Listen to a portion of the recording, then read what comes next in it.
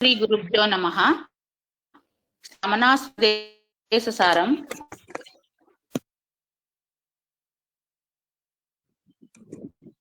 11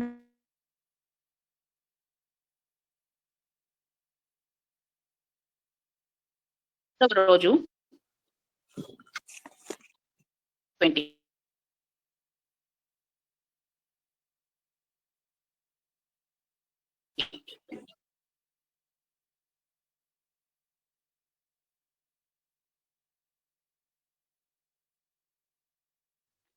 verse 25. Okay. వేషహానతః స్వాత్మదర్శనం ఈశదర్శనం స్వాత్మరూపతః. ఇది అయిపోయిందా? ఇప్పుడు వేరే కొత్త చదువుతారా మేడం? ఈ రోజుదే మేడం. ఇంతకు ముందు ఒక లాస్ట్ లైన్ అయినా చదవండి. ఒక్కసారి ఆ శ్లోకం ఒక్కసారి చదవమంటారు? పోనీ శ్లోకం చదివి. అంటే ఇంటర్కనీబి సస్వభావతో వస్తు కేవలం. Between the jiva and Ishvara, there is a difference only with respect to the body and the intellect. But from the standpoint of true nature, the absolute reality alone is. అంటే అబ్సల్యూట్ రియాలిటీ ఒకటే ఉన్నది. అంటే జీవుడికి ఈశ్వరుడికి ఏంటంటే బుద్ధిలోనే తేడా. Okay. Now today's verse 25. వేషహానతః స్వాత్మదర్శనం ఈశదర్శనం స్వాత్మరూపతః. వేష హానతః స్వాత్మదర్శనం. వేషహానతః రూపదర్శనం. స్వాత్మదర్శనం. స్వ ఆత్మదర్శనం. Okay okay. ఈశదర్శనం స్వాత్మరూపతః. ఓకే. ఈశ్వరుడు యొక్క దర్శనం ఏంటంటే ఆత్మరూప దర్శనం అయినట్టే.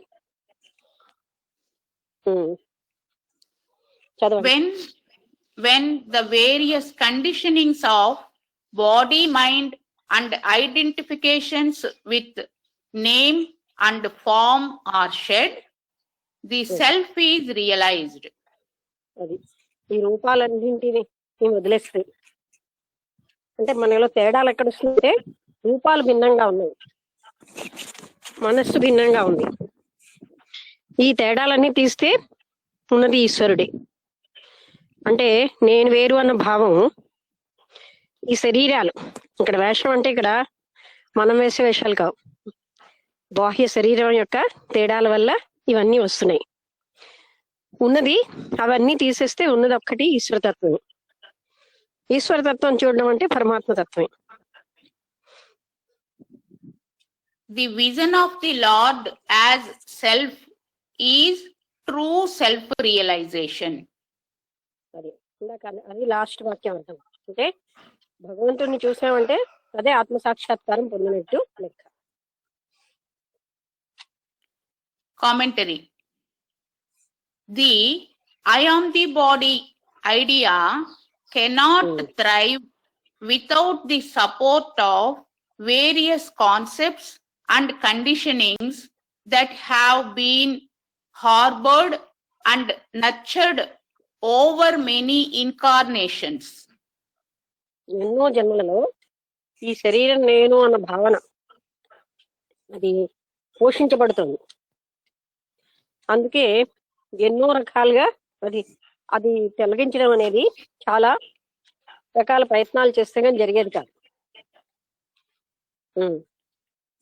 Such conditionings become hardened tendencies and habits which get stored in our causal body and perpetually compel us to act in set patterns that replicate themselves automatically.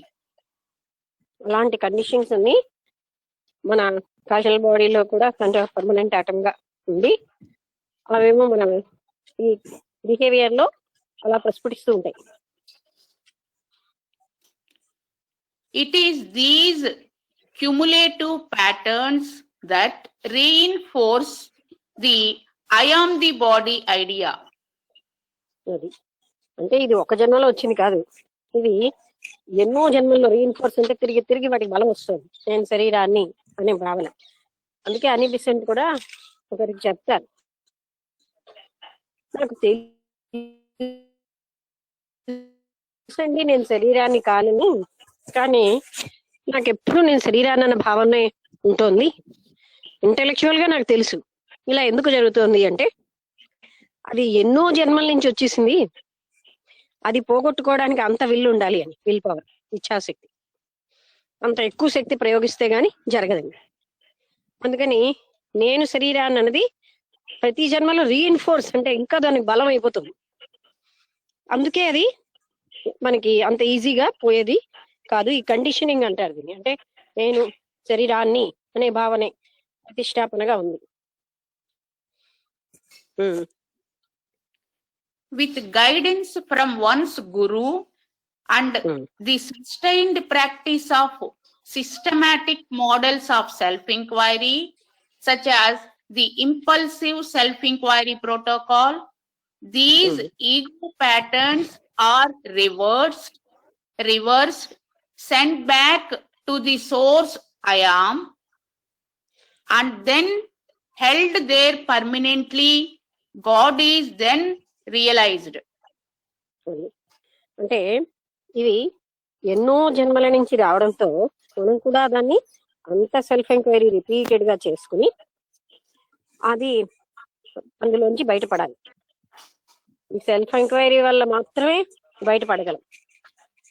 అంటే అది ఎంత గట్టిగా ఉన్నాయో అంత గట్టిగా అంతగానో మనం సెల్ఫ్ ఎంక్వైరీ చేసుకోవాల్సిన అవసరం ఉంది. అప్పుడు అది తొలగి మనం ఐఆమ్ కాన్షియస్నెస్ లో, అంటే ఈ శరీరం నేను అన్న బాడీ మైండ్ కాన్షియస్ నుంచి ఐఆమ్ కాన్షియస్నెస్ లోకి వెళ్తాం. God is then realized as the ever joyous, ever free and ever blissful self. అయితే ఏమిటి మనం ఇప్పుడు రియలైజ్ చేయాలి? ఎవర్ జాయస్, ఎవర్ బ్లిస్ఫుల్, ఎప్పుడు ఆనందకరమైన అటువంటి స్థితి సెల్ఫ్ ని రియలైజ్ చేయాలి. The habit-ridden tendencies of the ego may still seem to arise in a God-realized Jnani. In a God-realized Jnani. జ్ఞాని. ఓకే, అంటే ఇంకా హ్యాబిచువల్ గా అలవాటైపోయినటువంటి ఈగో అహం ఉంది కదా, అది జ్ఞానిలో తిరిగి తిరిగి అప్పుడప్పుడు అలవాటు ప్రకారం వస్తాయి. But they will be ineffectual in that they will have no imprints within him to compel him to act according to ego patterns. అంటే ఇక్కడ చూసారా, జ్ఞానికి కూడా తిరిగి తిరిగి వస్తాయి, కానీ ఆయన వాటిని ఈగో ప్యాటర్న్ తో వ్యవహరించేటట్టు అవి కంపెల్ చేయలేవు. అవి నిర్వీర్యం అయిపోతాయి శక్తి లేకుండా. జ్ఞానిలో అవి శక్తి లేకుండా అయిపోతాయి. అందుకని అతన్ని ఆ ఈగో సెంటర్ తో పనిచేసేటట్టుగా చెయ్యవు. వస్తూ ఉంటాయి కానీ దానికైనా victim అవ్వడు. It is much like a burnt rope which still appears to be a rope but has lost its strength to tie someone or something up. ఒక కాలిపోయినటువంటి తాడు చూడ్డానికి తాళ్లా కనిపిస్తుంటుంది, కానీ దాన్ని దేన్నైనా కట్టడానికి అది పనికిరాదు. అలా ఉంటుంది అక్కడి స్థితి.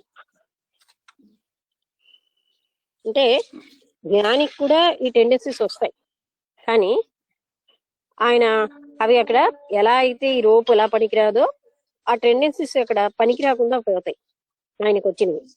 మిగతా వాళ్ళకి వస్తే అవి కార్యరూపంలోకి వస్తాయి, కానీ జ్ఞానికి మాత్రం కార్యరూపంలోకి రావు. verse 26, madam. అంటే ఇది అర్థమైంది కదా, అందరికీ ఉంటాయి. అయితే ఆ టెండెన్సీస్ కంప్లీట్ పోవు, కానీ అవి వాటికి ఎఫెక్ట్ అయ్యే స్థితి నుంచి జ్ఞానం తప్పించుకుంటాడు.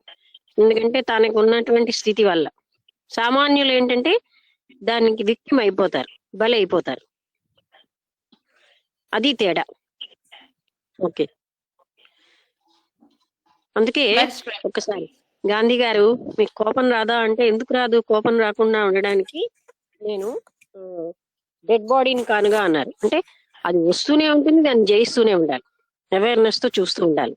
అంతేగాని పూర్తిగా రాకుండా పోతుందని మనం ఆలోచిస్తాం, అలా అవ్వదు. Okay, Verse 26. ఓకే. ఆత్మ సంస్థితిః స్వాత్మ దర్శనం ఆత్మ నిర్ద్వయాత్ ఆత్మనిష్టత. ఆత్మ సంస్థితి స్వాత్మ స్వాత్మ దర్శనం. దర్శనం. ఆత్మలోనే ఉండడమే ఆత్మ దర్శనం. అంటే స్వ ఆత్మ అంటే తన యొక్క ఆత్మ దర్శించడం. ఆత్మ నిర్ద్వయాత్ ఆత్మనిష్టత. అది అక్కడ ద్వయం ఏమి లేకుండా కేవలం ఒక ఆత్మతత్వమే ఉంది అనడమే ఆత్మనిష్టలో ఉన్న లెక్క. ఇంకా రెండు లేవు అక్కడ, ఉన్నదంతా ఆత్మతత్వమే అనే దాంట్లో ఉంటేనే అది దాన్ని ఆత్మనిష్ట అంటారు. అంటే కేవలం ఆత్మతత్వంలోనే నిరంతరాయంగా ఎక్కడ రెండో దానికి వెళ్లకుండా ఉండడాన్ని ఆత్మనిష్ట అంటున్నారు. Since the self is non-dual, establishing oneself in the self alone is the vision of the self, and that alone is evidence in the self. Self ఒక్కటే అనేది ఉంది అని ఆ ఎస్టాబ్లిషింగ్ అంటే అందులోనే స్థిరంగా ఉండి అదే చూడటం. Commentary. So far, the self-inquiry practice has been described as follows. Self encourage practice described as ఫారా Described as follows. అంటే ఈ విధంగా దాన్ని డిస్క్రైబ్ చేశారు. దేన్ని? ఆత్మ విచారణ. First point, acceptance of what is. ఉన్నదాన్ని యాక్సెప్ట్ చేయడం. Second one, impersonal witnessing of all without judging or giving opinion. అంటే ఇంపర్సనల్ గా వ్యక్తిగతంగా కాకుండా ప్రతి దాన్ని చూడడం, దాని మీద ఒపీనియన్ కానీ జడ్జింగ్ కానీ లేకుండా. అదే నిన్నంతా చెప్పారు. Third point, attending to the background subject I on which everything arises and falls. అది అలా ఇంపర్సనల్ గా చూసి ఆ లోపల ఉన్న మూలతత్వం ఎక్కడి నుంచి అన్ని సంభవిస్తున్నాయో దానికి వెళ్ళడం. Fourth point, practicing the impulsive self-inquiry protocol, sitting meditation to raise consciousness to higher spiritual centers. అంటే ఈ ఇంపర్సనల్ అంటే IPC ISIP, madam. Impulsive self-inquiry protocol.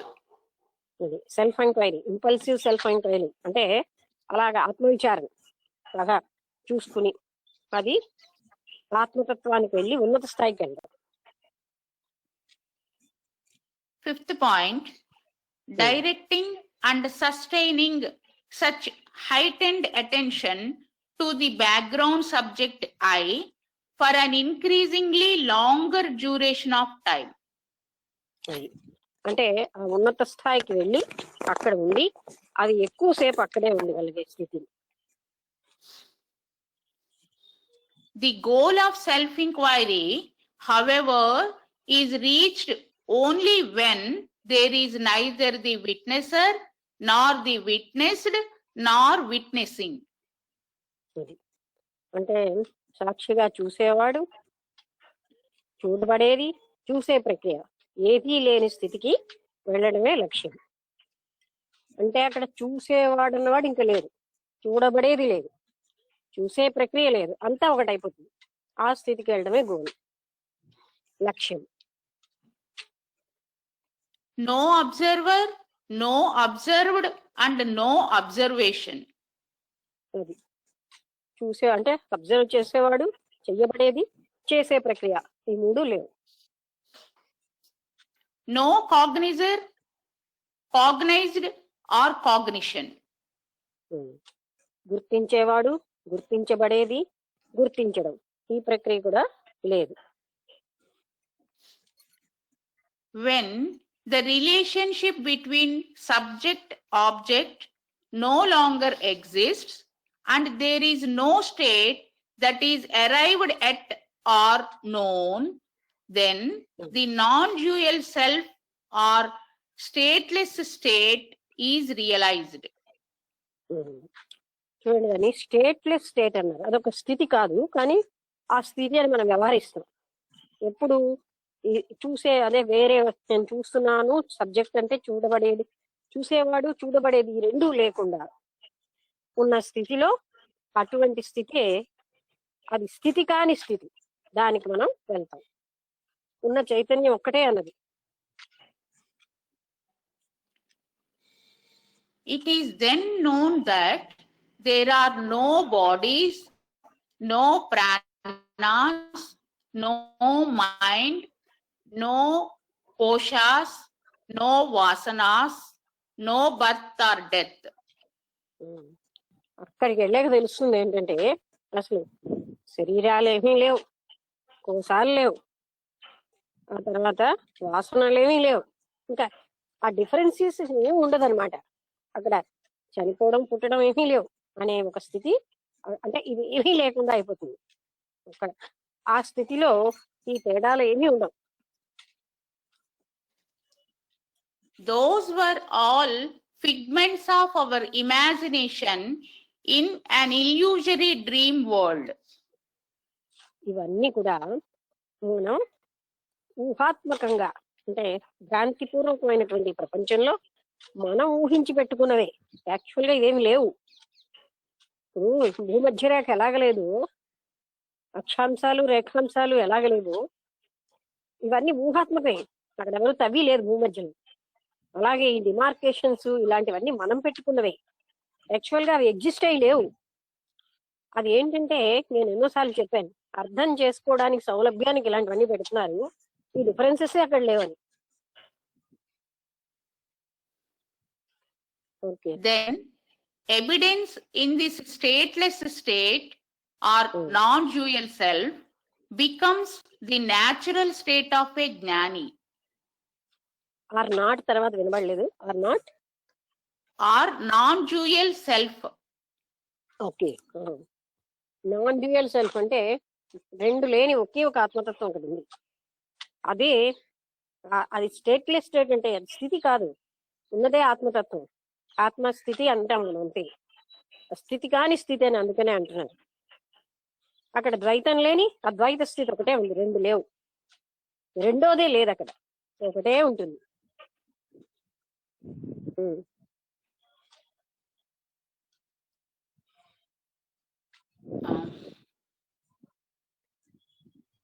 Indeed, abiding in that state then becomes as effortless as breathing.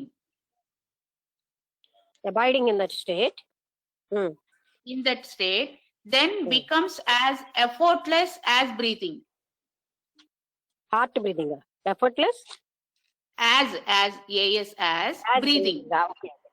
మనం శ్వాస ఎలా అయితే అప్రయత్నంగానే పీల్చుకుంటున్నాం, ప్రయత్నంతో కాదు, అక్కడ కూడా అది ఎఫర్ట్లెస్ గా అయిపోతుంది, అప్రయత్న స్థితి అయిపోతుంది. Verse 27, madam. ఓకే, ఇవి 30 కదా ఉన్నాయి. అవును మేడం. అంటే వాళ్ళ వేగం అయిపోతే మనం చర్చించుకోవాలి. తర్వాత అది ఆత్మ ఎవరతను ఆంజనేయమూర్తి గారు డౌన్లోడ్ చేశారా శంకరాచార్యుల వారిది?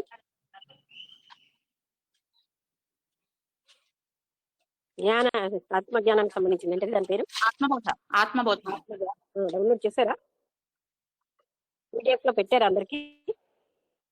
ఓకే ఓకే, అయితే అది రెడీగా అంటే ఇవాళ డిస్కషన్ అయిన తర్వాత ఓకే.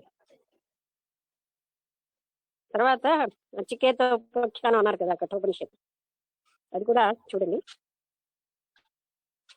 ఎందుకంటే ఇది అయిపోయాక మనం స్టార్ట్ చేస్తుండాలి. ఆత్మబోధ కూడా పెద్దది కాదు. ఓకే, అది కూడా చూడండి. ఆంజనేయమూర్తి గారు నచికేత ఉపాఖ్యానం కానీ అదే కఠోపనిషత్తునే నచికేత ఉపాఖ్యానం. వినబడలేదు.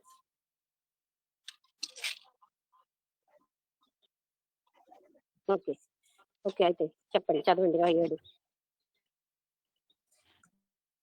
Verse 27. ఓకే. జ్ఞానవర్జితాత్ జ్ఞానహీనచిత్ జ్ఞానవర్జిత జ్ఞానహీనచిత్ జ్ఞానమస్తి కిం జ్ఞాతుమంతరం. అది అంటే జ్ఞానం అంతా వదిలేస్తారు, జ్ఞానహీనం అయిపోతుంది.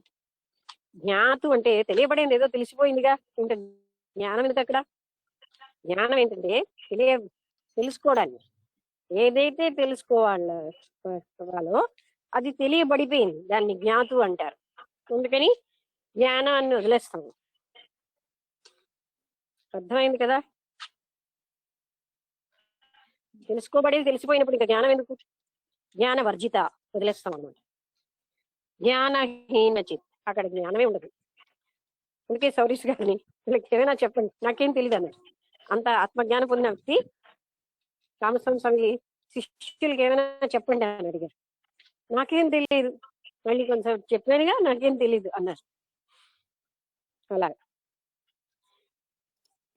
అంటే అటైనబుల్, ఏదైతే అటైన్ చేయాలో అది వచ్చేసింది మనకి, ఇంకా అక్కడ జ్ఞానం యొక్క అవసరం లేదు.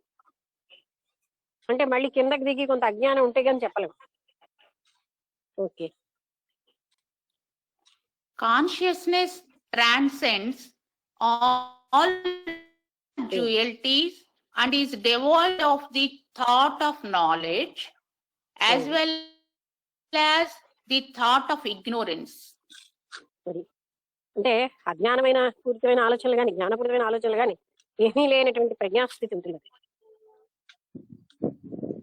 Is there any knowledge other than self-awareness itself to know the self? అది ఏదైనా జ్ఞానం అంటే ఆత్మజ్ఞానాన్ని తెలుసుకోవడం కంటే ఇంకేదైనా జ్ఞానం ఉందా?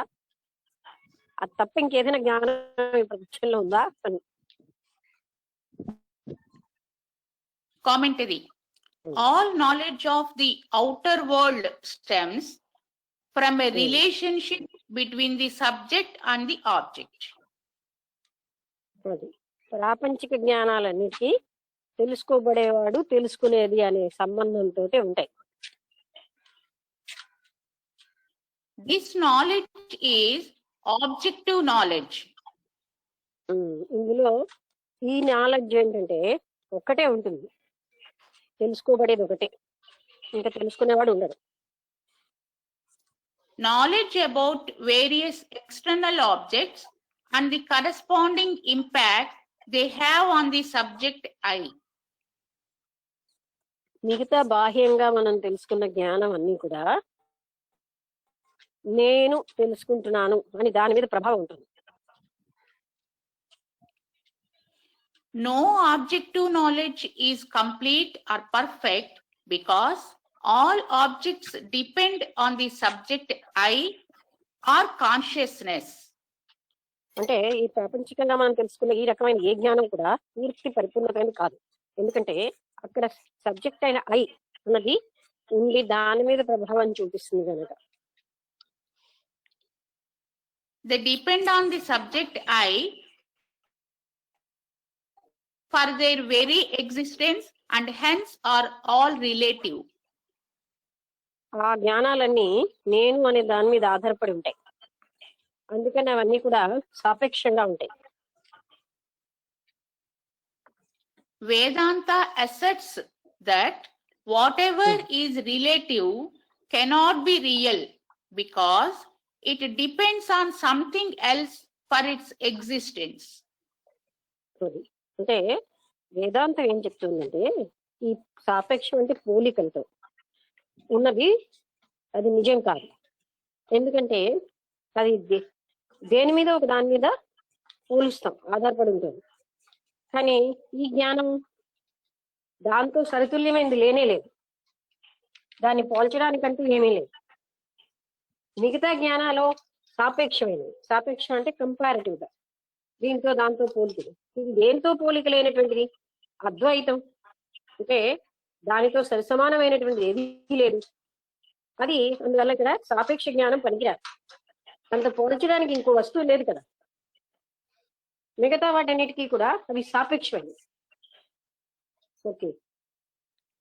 The objects are therefore inert and non-existent in themselves. ఈ వస్తువులన్నీ కూడా జడమైనవి, వాటికి అవి ఎగ్జిస్ట్ కూడా అవ్వలేవు. The self, on the other hand, is self-luminous. ఆత్మ అలా కాదు, అది స్వయం ప్రకాశమైనది. It requires nothing else to illuminate. దాన్ని ప్రకాశం చేయడానికి మరొకటి అక్కర్లేదు, అదే స్వయం ప్రకాశం.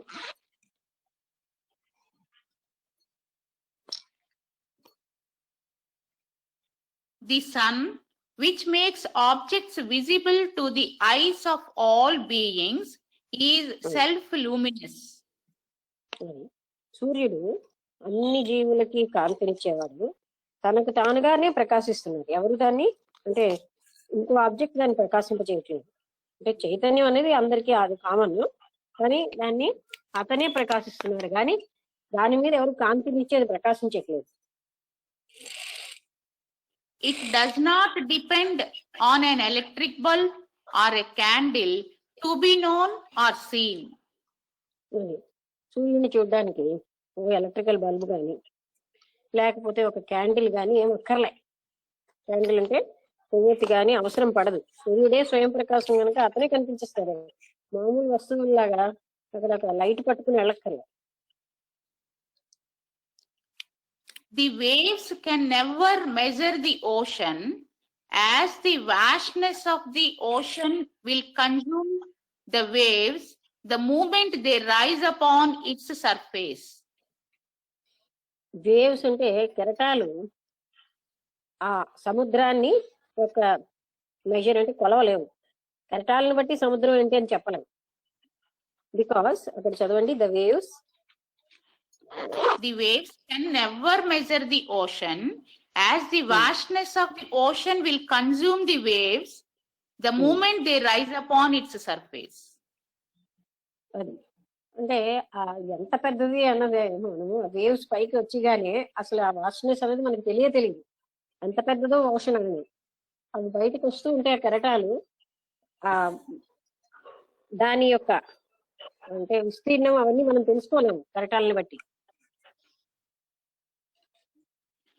Similarly, the mind or intellect, which are limited instruments used to perceive the world and have objective knowledge of it, can never be used to know the limitless self.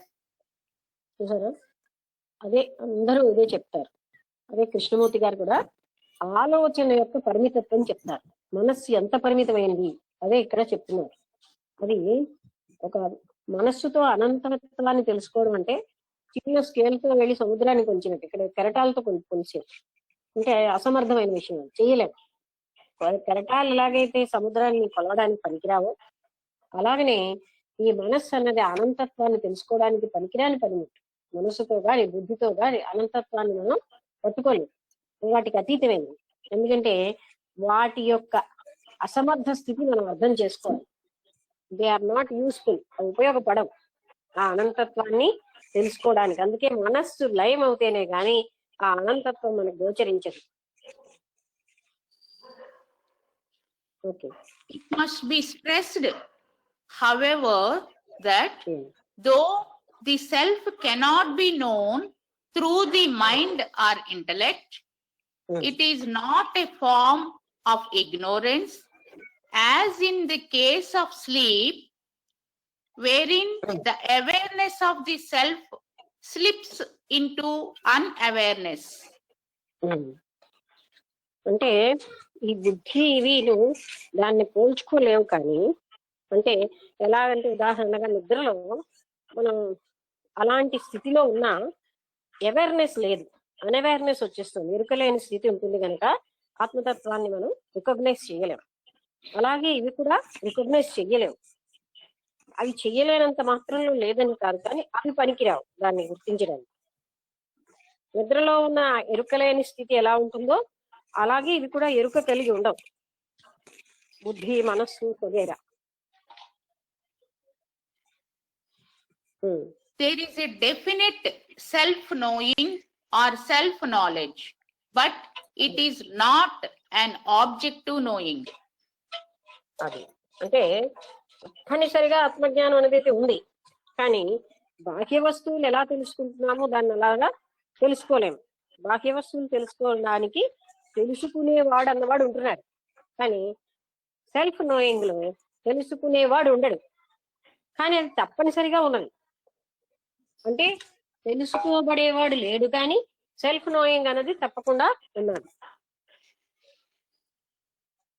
Eyes cannot see themselves, yet they do exist.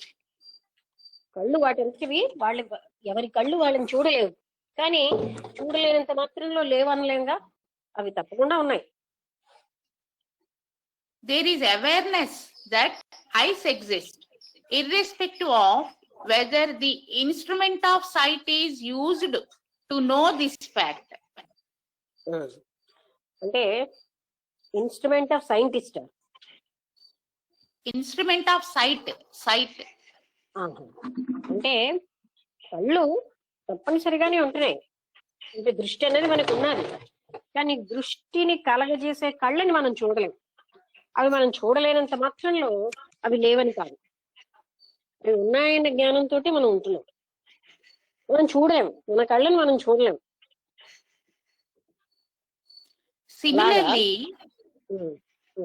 Similarly, awareness of the self is known only by going beyond the five senses and the mind, which interprets the sensory data sent in by the five senses. అంటే ఈ ఇంద్రియ జ్ఞానానికి అతీతంగా మనసుకి వెళ్తేనే గాని అది మనం ఆత్మతత్వం అన్నదాన్ని మనం అంటే ఎరుక కలిగి ఉండం. అయితే కలిగి ఉండనంత మాత్రంలో అది లేదని కాదు. ఎలా అయితే కళ్ళు మనకి కనబడకపోయినా కళ్ళతోటే మనం అన్ని చూస్తున్నాం, దాన్ని చూడలేకపోయినా అదే సమస్తంగా ఉన్నది. The next verse attempts to capture in words the very nature and qualities of such self-awareness. తర్వాత వర్స్లో ఆ సెల్ఫ్ అవేర్నెస్ అంటే ఆత్మని తెలుసుకోవడం అనే యొక్క లక్షణాలు చూపిస్తున్నారు అనమాట. దాని స్వభావం ఎలా ఉంటుంది అవి మనకి వివరిస్తున్నారు. అంటే ఇక్కడ ఈ పాయింట్ లో ఏం చెప్పారంటే, వినబడటం లేదా? వినబడుతున్నారా? వినిపిస్తుంది మేడం. ఓకే, ఇందులో ఏం చెప్పారంటే ఆత్మ మామూలు వస్తువులు ఎలా అయితే తెలుసుకోగలుగుతున్నామో, మామూలు జ్ఞానం ఎలాంటిదో అలాంటిది కాదు. మామూలు జ్ఞానం తెలుసుకోబడేవాడి మీద ఆధారపడింది, కానీ ఆత్మజ్ఞానం తెలుసుకోబడేవాడి మీద ఆధారపడి లేదు. అందుకని ఎలా అయితే కళ్ళు వాటిని చూడలేవో, ఆత్మని మనం మనస్సుతోటి బుద్ధితోటి చూడలేం, కానీ అవి లేదని కాదు. అంటే దాంతో కనుక్కోలేము అంతే. కానీ కళ్ళు చూడలేనంత మాత్రంలో దృష్టి అంతా మనకు ఉంది, కళ్ళని మనం చూడలేము. దృష్టి ఉన్నది అనేది సత్యం, కళ్ళు ఉన్నాయన్నది సత్యమే. అలాగే ఆత్మతత్వం అన్నది బుద్ధితో మనస్సుతో పట్టుకోబడకపోయినా అది గ్రహించగలగడం అన్నది ఒకటి ఉంది. గ్రహించేవాడు ఉండడు గనక.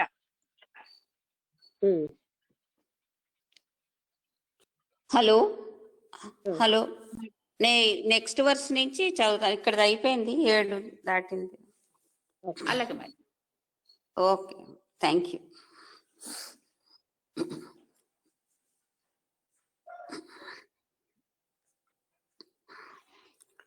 జస్ట్ కిం స్వరూపం ఇతి ఆత్మదర్శనే అవ్యయా భావాపూర్ణ చిత్ సుఖం. అవ్యయ భావాపూర్ణ చిత్ సుఖం. చిత్ సుఖం అంటే అసలు దాని స్వరూపం చెప్తున్నారు. ఆత్మతత్వం ఎలాంటిది? మళ్ళీ చదువు. కిం కిం స్వరూపం ఇతి ఆత్మదర్శనే. First line. అది ఒకసారి అది కిం స్వరూపం, ఏ స్వరూపం ఉంటుంది ఆత్మదర్శనం అని ప్రశ్నిస్తున్నారు. అయితే ఆత్మదర్శనే అవ్యయా భవాపూర్ణ చిత్ సుఖం. భావ లేదు కదా, అవ్యయ భవాత్ భవాపూర్ణ భవాపూర్ణ చిత్ సుఖం. భవాత్ పూర్ణానా? ఆపూర్ణ అని ఇంగ్లీష్ లో విడగొట్టుంది. అవ్యయ భవాపూర్ణ చిత్ సుఖం. భవాత్ ఆపూర్ణ అనుందా సంధి? అంటే ఆ సంధి ఉంది, భవాపూర్ణ అని లో ఉంది. ఇందులో విడగొట్టి ఆపూర్ణ. అది అక్కడ భవాత్ పూర్ణ అనుందా, భవాత్ అపూర్ణ అనుందా?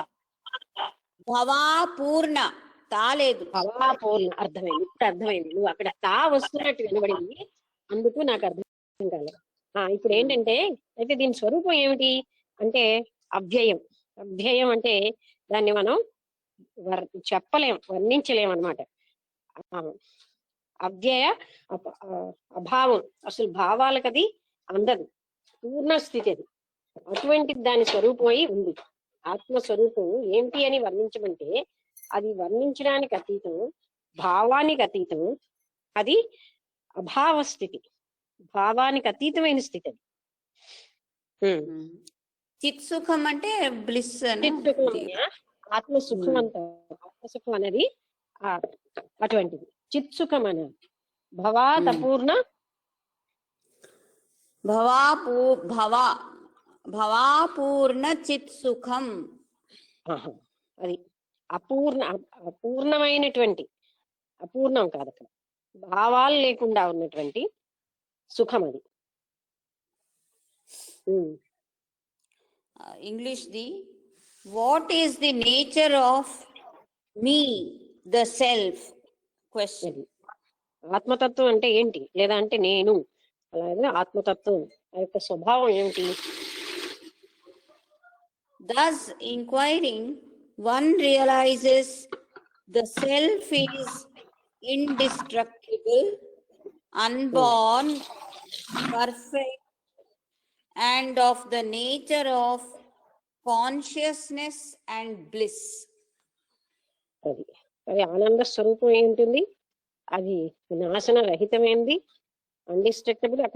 అందులో అక్కడ నాశరహితం అని ఇవ్వలేదు, వీళ్ళు చెప్తున్నారు. అంటే ఆ శ్లోకంలో అది ఆత్మతత్వం అన్నమాట. భావ అంటే భావాలతో పొందేది కాదు. Next commentary. This verse clearly lays down the nature of the self as uninterrupted and unchanging bliss and joy.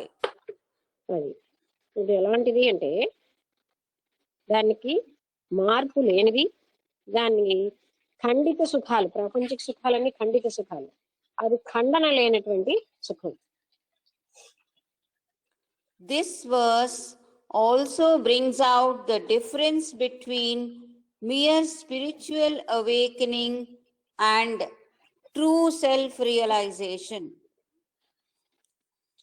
నిజమైనటువంటి ఆత్మ సాక్షాత్కారానికి సెల్ఫ్ అవేకనింగ్ అంటే తను తాను అవేకనింగ్ అంటే అవేర్నెస్ తోటి ఆత్మతత్వం చూడడానికి ఉన్న ఆ చిన్న తేడాన్ని కూడా చూపిస్తున్నారు. ఆ సెల్ఫ్ అవేకనింగ్ లో అన్ఇంటరప్టెడ్ స్టెప్ ఉంటే సెల్ఫ్ రియలైజేషన్ లో ఇంటరప్టెడ్ అంటే ఏంటి, అక్కడ ఏ రకమైన దాంతో అది బ్రేక్ అవ్వదు. Awakening merely points to what you are not. In brackets, not the body, mind, intellect, prana, etc. అంటే అవేకనింగ్ అన్న దాంట్లో ఏం చెప్తున్నారంటే, నువ్వు కానిది ఏమిటి అంటే, నేను ఆత్మని, కానీ నేను శరీరాన్ని కాను, నేను బుద్ధిని కాను, మనస్సుని కాను అనేవన్నీ కూడా తెలుస్తాయి. But true self-realization brings out what you actually are, unending bliss.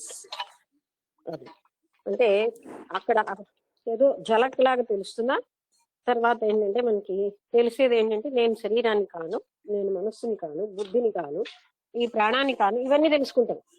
కానీ సెల్ఫ్ రియలైజేషన్ లో అనండింగ్, అనంతమైన అఖండితమైన ఆనంద స్థితి అనేది ఉంటుంది.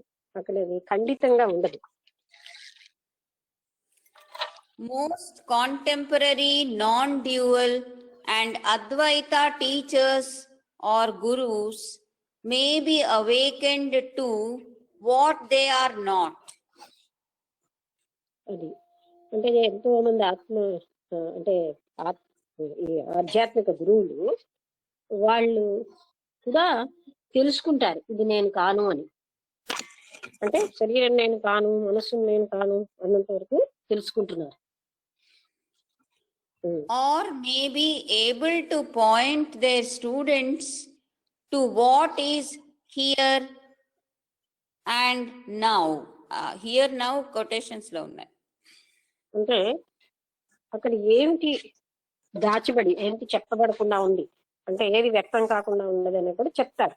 అంటే వాళ్ళు ఏది కాదో వాళ్ళు తెలుసుకోగలరు.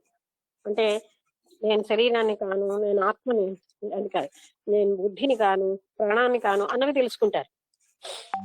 ఇంకా ఏది తెలుసుకోవాలో అది అంటే చూపిస్తారు అంతవరకు. అంటే హిడెన్ అంటే అంతర్గతంగా ఉన్న ఆత్మతత్వం కోసం చెప్తారు. But they are clueless as to what the self is. కానీ అసలైన ఆత్మ ఏంటి అన్నదానికి వాళ్ళకి క్లూ అంటే ఏది కూడా చెప్పలేరు. ఎందుకంటే వాళ్ళు అది ఆ స్థితికి వెళ్ళలేరు. Because their apparent vasanas do not let them stabilize at the spiritual heart for long. వాళ్ళ వాసనలు వాళ్ళని ఎక్కువగా ఆధ్యాత్మిక హృదయంలో స్థిరంగా ఉండనివ్వవు. వాళ్ళ వాసనలు మళ్ళీ లాగుతూ ఉంటాయి. అంటే ఎక్కువ మంది ఆధ్యాత్మిక గురువులు నేను బాడీని కాను, మైండ్ని కాను, ప్రాణాన్ని కాను ఇవన్నీ చెప్తారు. కానీ వాళ్ళు ఆత్మస్థితిలో ఎక్కువసేపు ఉండలేరు. కారణం ఏంటంటే వాళ్ళ వాసనలు వాళ్ళని లాగుతూ ఉంటాయి. The here and now or what is often just a background or peace. అంటే వాళ్ళు ఏంటంటే ద హియర్ కదా, అవన్నీ కొటేషన్ లో ఉన్నాయి. హియర్ నౌ వాట్ ఈస్ అంటే ఇక్కడ ఇప్పుడు వాట్ ఈస్ ఉన్నదేంటి, is often just a background bodily sensation of stillness or peace. అది వాళ్ళకి సాధారణంగా బ్యాక్గ్రౌండ్ గా ఉన్నటువంటి శాంతి గాని, నిశ్చలత్వం గాని అలాగే వాళ్ళు చూడగలరు. Which a simple recognition of the present moment may bring out, but this is not self-realization. అంటే ఒక క్షణంగా వాళ్ళు అలా తెలుసుకుంటారు, కానీ ఆ శాంతిని, ఆ స్టిల్నెస్ అంటే నిశ్చలత్వాన్ని, కానీ అది సెల్ఫ్ రియలైజేషన్ కాదు. అంటే సెల్ఫ్ అవేకనింగ్ కి జనరల్ గా ఈ భేదం చాలా మంది చెప్పరు. సెల్ఫ్ అవేకనింగ్ కి సెల్ఫ్ రియలైజేషన్ కి ఉన్న తేడా చూపిస్తున్నారు. సెల్ఫ్ రియలైజేషన్ అంటే ఆ అనంతమైనటువంటి నాన్ స్టాప్ హ్యాపీనెస్ ని అనుభవించడం. ఈ ఎక్కువ మంది గురువులు ఎలా ఉంటారంటే ఈ అనంత హ్యాపీనెస్ ని అనుభవించకుండా వాళ్ళ వాసనలు లాగుతాయి కనుక వాళ్ళకి అది తెలుస్తుంది థియరిటికల్ గా. అంటే ఇది నేను కాదు అన్నంత వరకు చెప్తారు. శరీరం నేను కాను, మనస్సు నేను కాను, ప్రాణం నేను కాను. అక్కడ దాని యొక్క సంగతి తెలుస్తూ ఉంటుంది, కానీ వాళ్ళు పూర్తి అందులో ఉండలేదు. కారణం వాళ్ళ వాసనలు వాళ్ళని లాగిస్తాయి. At best, they have glimpses of అదే. joy and bliss, but these అంటే వాళ్ళకి quickly leave them. అంటే వాళ్ళకి ఇప్పుడు ఝలక్ అంటాం కదా, అలాగ ఝలక్కులు వస్తూ ఉంటాయి, కానీ అది మళ్ళీ వాళ్ళ నుంచి దూరం అయిపోతూ ఉంటుంది. As they still have unfulfilled vasanas, which prevent the bliss from being permanent. ఎందుకంటే వాళ్ళకి అన్ఫుల్ఫిల్డ్ అంటే పరిపూర్ణం కాని, పూర్తిగా అది అనుభవం అంటే వాళ్ళు తీరని కోరికలు ఉండిపోతాయి వాసనలు. అందువల్ల వాళ్ళు అందులోంచి బయటకు వచ్చేస్తూ ఉంటారు. A self-realized gnani knows himself as Satchitananda all the time. బాగా అంటే ఆత్మ సాక్షాత్కారం పొందిన జ్ఞాని తను తాను సచ్చిదానంద స్వరూపుడుగా అన్ని సరి సమయాల్లో తెలుసుకోగలడు. ఇప్పుడు ఇక్కడ ఒక చిన్న విషయం చెప్తాను. రామకృష్ణ పరమహంస ఆయనకి ఆ స్థితికి వివేకానందుడు కూడా ఆయన్ని అంటే నీకు టైం ఉంది ఇంకా ఆ స్థితికి వెళ్ళడానికి, ఎందుకంటే ఆయన వల్ల జరగవలసిన పనులు ఉన్నాయి. అలాగే రామకృష్ణ పరమహంస భోజనం అనే దాన్ని ఇష్టపడుతూ ఉంటే భార్య మీరేంటి ఈ స్థితికి వచ్చి ఇలా ఇష్టపడుతున్నారంటే ఆయన ఏం చెప్తాడంటే, ఒకసారి నేను భోజనాన్ని ఇష్టపడకపోతే ఆ తర్వాత 3వ రోజుకే నేను ఉండనని చెప్తాడు. అంటే ఇవన్నీ వాళ్ళు వాసనలని కాదు, అంటే వాళ్ళకి చేయవలసిన పనులకి వాళ్ళు ఆ విధంగా ఉంటారు. అది కూడా ఒక స్థితి ఉంది. అంటే బాహ్య కర్తవ్యాలు చేయడం కోసం కూడా బాహ్యంగా లోకాన్ని ప్రబోధించడానికి ఈ అవేర్నెస్ అవసరం అని కూడా ఉంచుకుంటారు.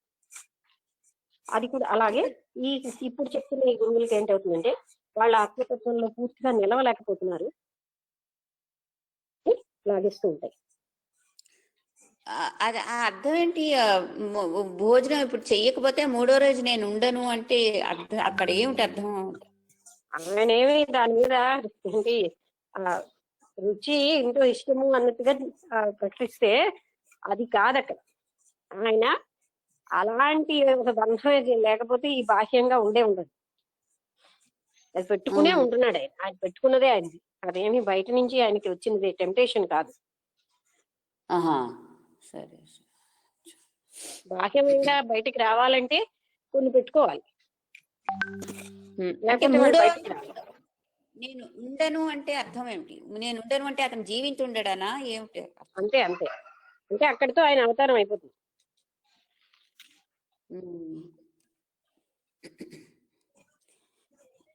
Last paragraph.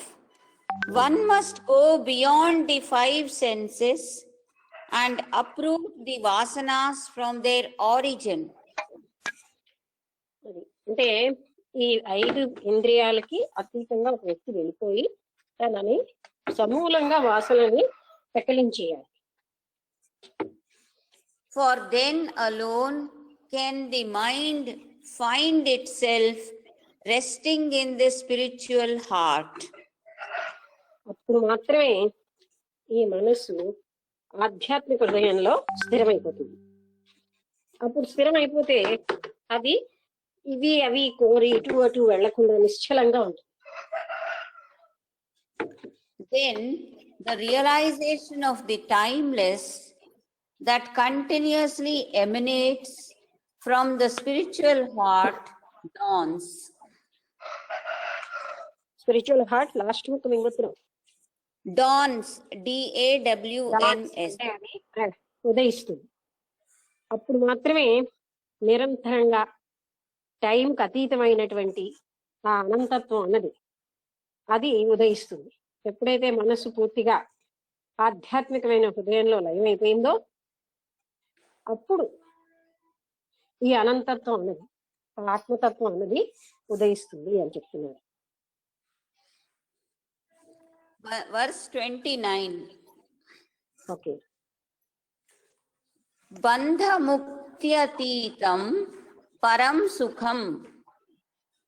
బంధ ముక్తి. ముక్త్యతీతం పరం సుఖం. బంధాలన్నిటి నుంచి ముక్తి వచ్చేస్తే అతీతం అయిపోయినప్పుడు పరమమైన సుఖమే ఉంటుంది అక్కడ. అదే కేవలం ఆత్మతత్వమే ఉంటుంది. బంధములన్నీ ముక్తి అయిపోయి పరమశాంతిని పొందుతాడు జ్ఞాని. అన్ని బంధాల నుంచి విముక్తి అయిపోతాడు. విందతీహ జీవస్తు దైవికః. అది ఆయన దాంట్లో ఆనందపడుతూ దైవంతో అంటే దైవం లాగా జీవిస్తాడు. అంటే ఆయన దైవ స్వరూపుడై జీవిస్తాడు అనమాట. విందతి అంటే ఆనందపడుతూ ఉంటాడు ఆత్మతత్వంలో. The individual who has realized this divine state, in brackets his own real nature, gains supreme happiness and bliss beyond bondage and freedom here in this very world. అంటే ఈ ప్రాపంచిక బంధాలు ఏమీ లేకుండా ముక్తుడైపోయాడు. బంధాలన్నిటి నుంచి ముక్తుడైపోయి ఆయన ఆత్మలో స్థిరంగా ఉండి ఆనందంతో ఉంటాడు. Commentary. Every individual in this world wants to be happy. ఈ ప్రపంచంలో ప్రతి ఒక్క వ్యక్తి ఆనందంగా ఉండాలని కోరుకుంటాడు. And to be so, he realizes that he needs to be in a state which can make him feel liberated and free. ఎందుకని ఆయన ఏమనుకుంటాడంటే తను లిబరేటెడ్ అంటే స్వేచ్ఛగా ఉండాలి అనే స్థితి కావాలని కోరుకుంటూ ఉంటాడు. By accumulating wealth, property and power, he may temporarily experience the freedom and happiness he seeks inwardly. అది అంటే ఆయన ధనాన్ని సంపదలు సంపాదించి ఈ రకమైన స్వేచ్ఛని తాత్కాలికంగా అనుభవిస్తాడు. అతనికి తెలిసింది అదొకటే కదా, ధనం ఆర్జించడం సంపదలు ఆర్జిస్తేనే నాకు నిజమైన ఫ్రీడమ్ అది ఆనందం వస్తుంది అనుకుని అవే ఆర్జిస్తాడు. కానీ ఆయనకి చాలా తక్కువ సేపే ఉంటుంది ఆ freedom. However, as mentioned several times earlier, objects are known deceivers. Objects are Known deceivers. అది Deceivers. రిసీవర్స్ అంటే మోసం చేస్తాయి. అంటే అవి మనని మోసం చేస్తున్నాయని ముందే మనం తెలుసుకున్నాం. అంటే ఎందుకని వాటిలో ఏమీ సుఖం లేదు, వాటికి అసలు నిజమైన అస్తిత్వం లేదు. వాటిలో సుఖం ఉంది అని మనం భ్రాంతి చెందుతాం, మోసపడిపోతున్నాం. The promises they make are all honey traps.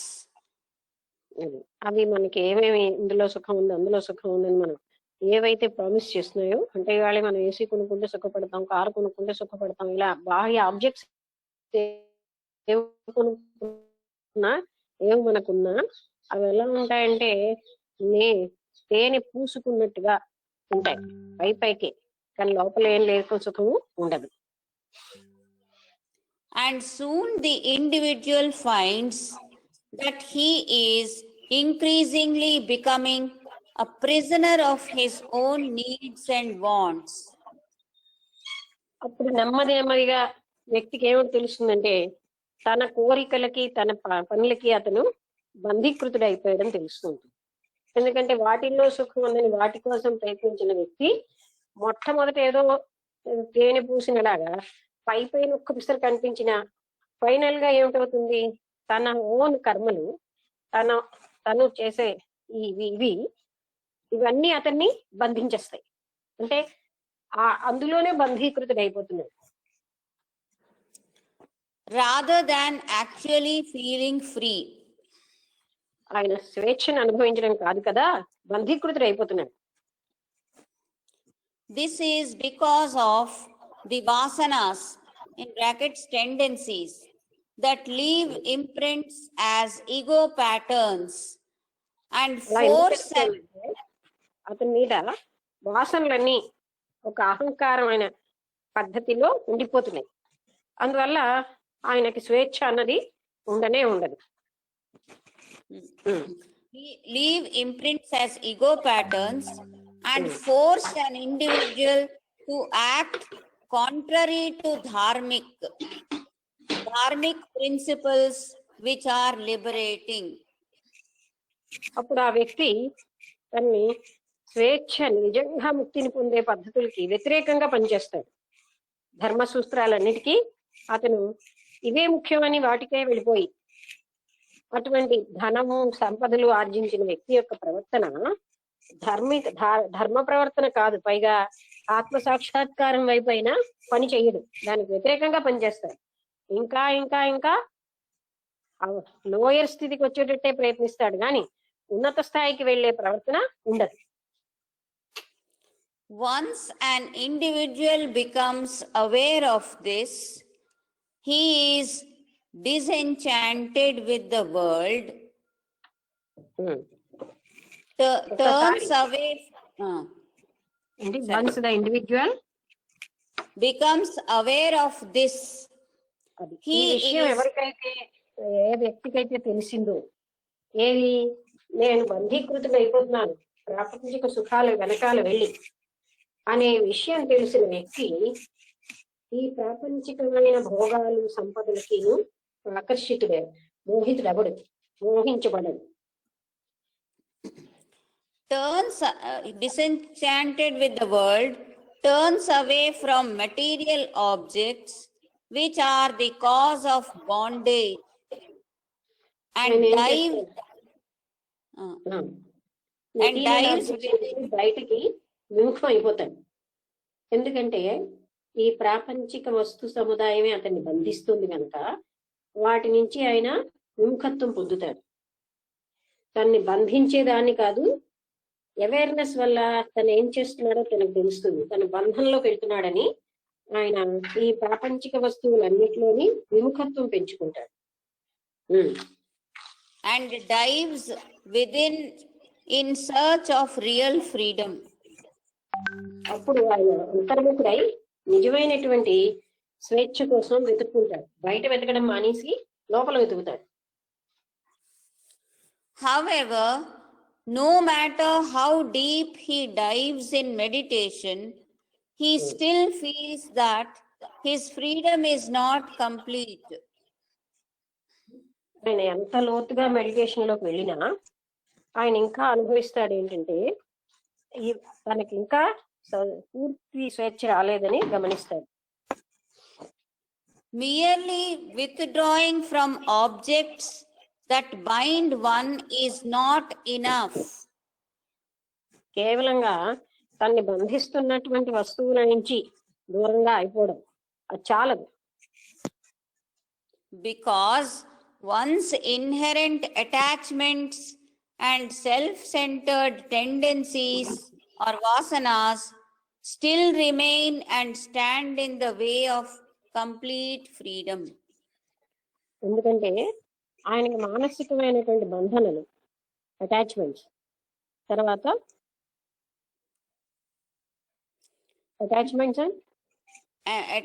attachments and self-centered tendencies or vasanas. అంటే స్వార్థపూరితమైనటువంటి కోరికలు, వాసనలు ఇవన్నీ ఉంటాయి. దాంతో ఏంటంటే ఆయన పూర్తి స్వేచ్ఛని పొందలేదు. The tendencies or vasanas themselves are projected onto the objects, and hence the remedy does not lie in renouncing objects. అంటే ఇప్పుడు చాలా మంది చేసే పని ఇదే, వస్తువులు బయట నుంచి అన్ని వదిలేస్తారు, లోపల మాత్రం ఆ మనసులో వాటికైనా వాసనలు ఉంటాయి, ఇవి అనుభవించాలి అవి అనుభవించాలి అని.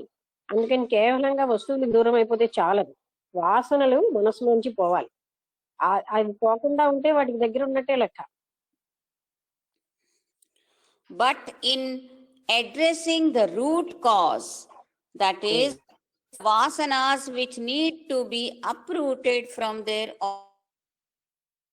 ఉందే origin. అది అంటే మనకి కావాల్సింది ఏంటంటే ఇవి సమూలంగా తీసి పడిపోవాలి. ఈ వాసనలు మూలంలోంచి తీసేయాలి. అప్పుడు మాత్రమే మనం ఆ మనస్సు ప్రశాంత స్థితిలో ఉంటుంది. కానీ బయట నుంచి వస్తువుని దూరం చేసేసుకుంటే లాభం లేదు. నాకు సుఖాలు ఉండకూడదని మనుషులు ఏం చేస్తూ ఉంటారంటే బెడ్ మీద కాకుండా పిండి కింద పడుకుంటారు, లేకపోతే తిండి ఏమో ఉపవాసం చేస్తారు. తిండి మీదే మనస్సు ఉంటుంది, తిండి మానేస్తారు. ఆ భోగాల మీదే మనస్సు ఉంటుంది, భోగాలకు దూరం అయిపోతారు. అయితే అది పూర్తిగా సమూలంగా పోయినట్టు కాదు. కేవలంగా దూరంగా ఉంటే చాలదు. అంతర్గతంగా ఉన్నటువంటి ఆ మానసిక స్థితిలోనే అది వేర్లతోటి పీకి పారేయాలి. అవి అన్ని ఆ వాసనలు అంటే ఇది అనుభవించాలి, అది అనుభవించాలనే వాసనలని పోవాలి. Even those who spend long hours in sitting meditation, controlling breath and mind, find that they only manage to suppress the vasanas for some time. అది కూడా చెప్పారు. చాలా మంది ఎక్కువసేపు ధ్యానంలో కూర్చుని వాళ్ళ యొక్క శ్వాసని మీద ధ్యాస పెట్టి శ్వాసని కంట్రోల్ చేసుకుని ఉన్న వాళ్ళు కూడా కొంతసేపే వాళ్ళు మనస్సుని అణిచేస్తున్నారు. అవన్నీ అణిచేసుకుంటారు ఆ వాసనలు, మళ్ళీ బయటకు వచ్చేస్తాయి ఆ తర్వాత. But sooner or later fall prey to them again. మళ్ళీ వాటికి ఆయన ప్రే అంటే విక్టిమ్ అయిపోతాడు. అంటే ఆ వాసనలకి ఆయన వాసనల చేత జయించబడతాడు. Thus, it is important to stress that the solution does not lie in either non-possession of material objects or in suppression. అందుకని మనం గ్రహించాల్సింది ఏంటంటే మనం మెటీరియల్ ప్రాపంచిక వస్తువులు తక్కువగా ఉండడం కానీ, లేకుండా ఉండడం కానీ, లేకపోతే మన కోరికలను అణిచేసుకోవడం కానీ అనేది శాశ్వతమైన రెమెడీ కాదు. అవి మళ్ళీ విజృంభిస్తాయి. అవన్నీ మళ్ళీ తలను పైకెత్తి ఆ వాసనలన్నీ విజృంభిస్తూ ఉంటాయి. కనుక అది చాలదు. బయటకి కేవలంగా దూరం అయిపోతే చాలదు. A radical method like ISIP, the implosive self-inquiry protocol అని ఉంది కదా, అది like ISIP involves addressing the hidden vasanas while being in constant interaction with the world, its objects and people. అది అంటే ప్రపంచం, వస్తువులు, మనుషులు వీటన్నిటితో నీ సంబంధం టచ్ లో ఉంటూనే ఈ ఆత్మ విచారణ అనేది ఐఎస్ఐపి ప్రాసెస్ అంటే అదనమాట. విచారణ చేసుకో, ఇంటెన్సివ్ తీవ్రతరంగా ఆత్మ విచారణ చేసుకుంటే ఆ పద్ధతి దానితోనే వీటిలోంచి బయటపడగలం. కేవలంగా బాహ్యంగా వస్తువులు దూరం చేసేస్తే అవి దూరం అవవు.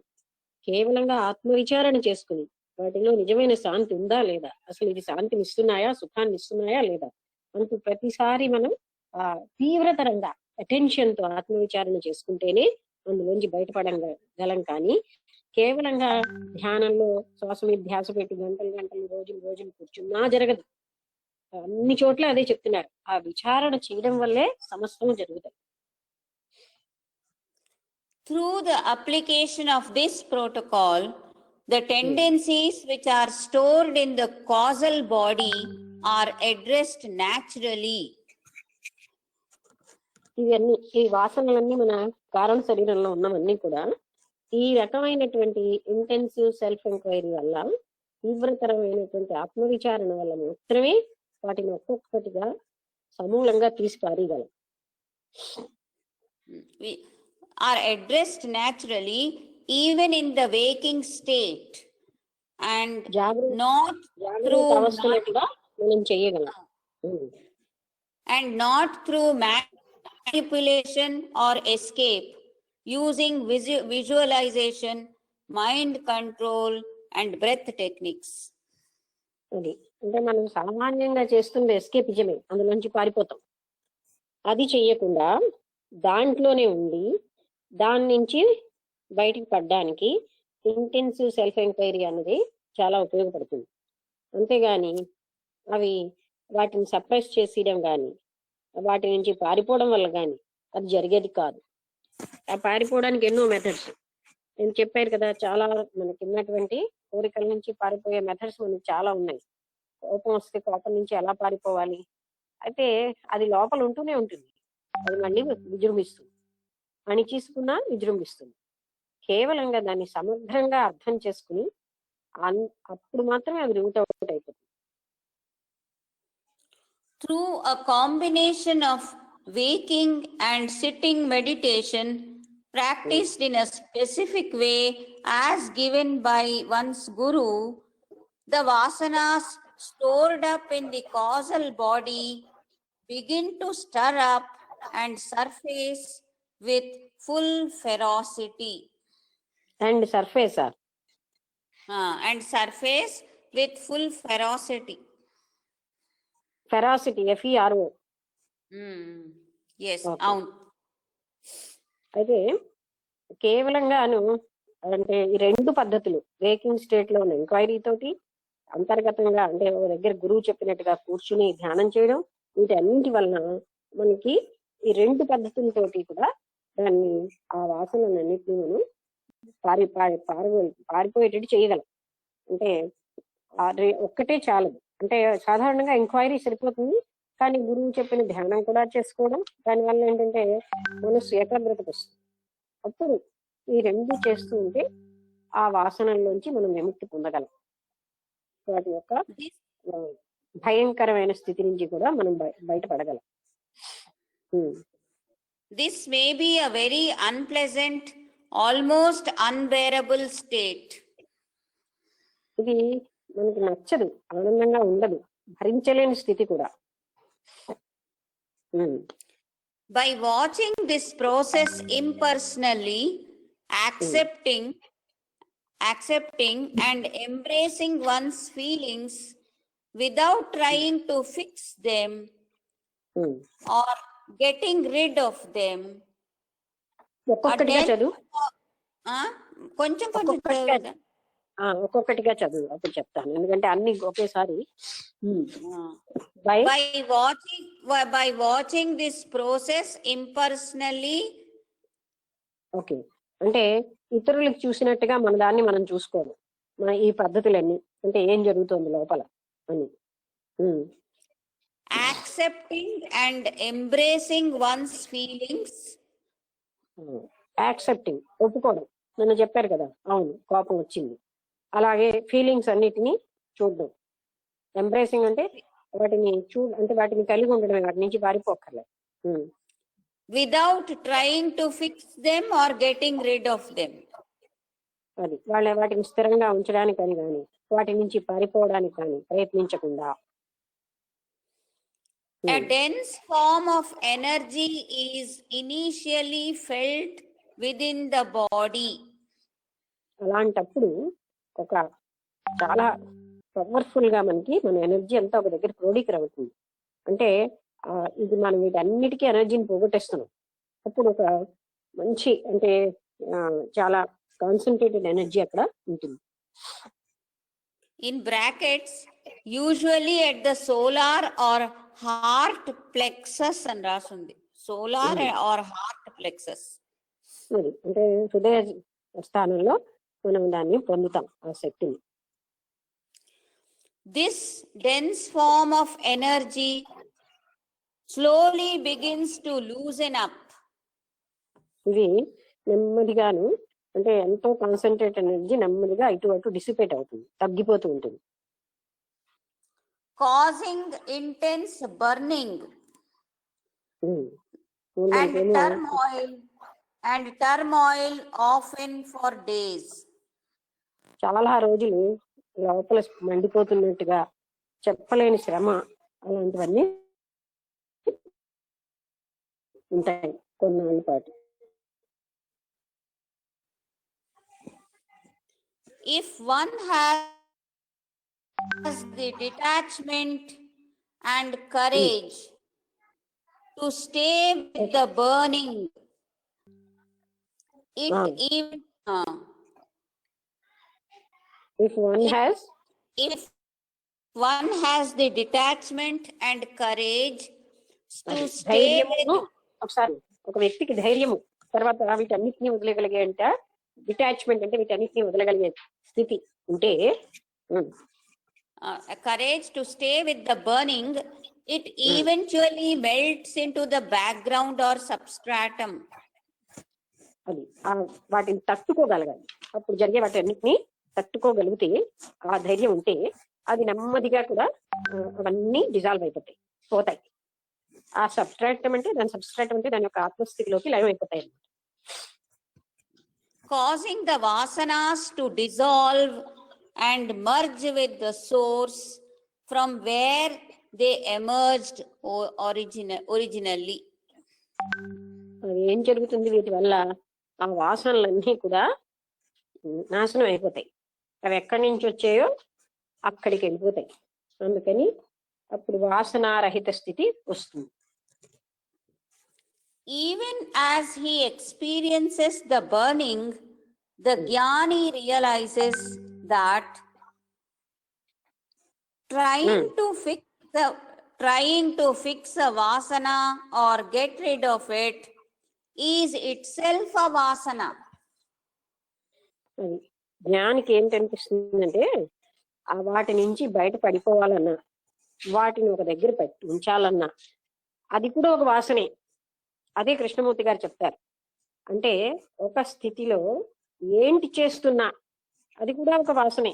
అమ్మో, నేను ఇందులోంచి బయటపడాలి, నేను సద్గుణాలు కలిగి ఉండాలి, నేను ఏకాగ్రత కలిగి ఉండాలి, ఇవన్నీ కూడా ఆ స్థితిలో అది ఒక వాసనే, అది ఒక డిజైర్ అయిపోతుంది, అది ఒక ఎఫర్ట్ తో కూడిన పని అయిపోతుంది. At that stage, both the idea of being free and that of being in bondage are known to be unreal. అది ఆ స్థితిలో ఎలా ఉంటుందంటే వాటితోటి బంధం కలిగి ఉండడం, బంధ విముక్తుడవడం రెండు కూడా అన్రియల్, నిజం కాదు అని తెలుస్తుంది. You are beyond the need to be free because you realize that you were never in bondage in the first place. ఆ స్థితిలో ఆ వ్యక్తికి ఏమి తెలుస్తుందంటే నేను వీటన్నిటికీ అతీతమైనటువంటి బంధం ఏమీ లేని స్థితిలో ఉన్నాను గనక మళ్ళీ నేను బంధం కోసం ప్రయత్నించక్కర్లేదు, బంధరహితుడు అవ్వడానికి ప్రయత్నించక్కర్లేదు అని తెలుస్తుంది. The individual imagines of being in bondage and wanting it to be free. సాధారణంగా వ్యక్తి తన్ని తాను ఊహిస్తాడు, నేను బంధంలో ఉన్నాను, నేను ఇందులోంచి బయటపడాలని. ఇవన్నీ కూడా ఊహలే. నిజంగా మనం బాగా లోపలికి చూస్తే ఆ బంధాలు మన మనస్సుతో పెట్టుకున్నవి. అవి రియల్ గా ఏ బంధము లేదు మనకి. అది మనకు తెలియక ఏదో బంధీకృతులం అయిపోయాం అనుకుంటాం. It is all part of a dream. ఇదంతా కూడా ఒక కళలో భాగమే.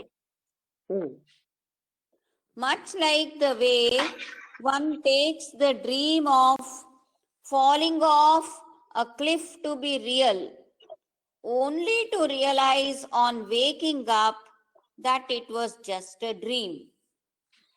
అది అంటే ఒక కళలో ఒక శిఖరాగ్రం నుంచి పడిపోతున్నట్టుగా అనిపిస్తుంది. అది తెలివితే వచ్చి గాని అయ్యో నేను పడిపోవట్లేదా, ఇది కేవలంగా నాకు కళ అని తెలుసుకుంటాడు, అది రియల్ కాదని.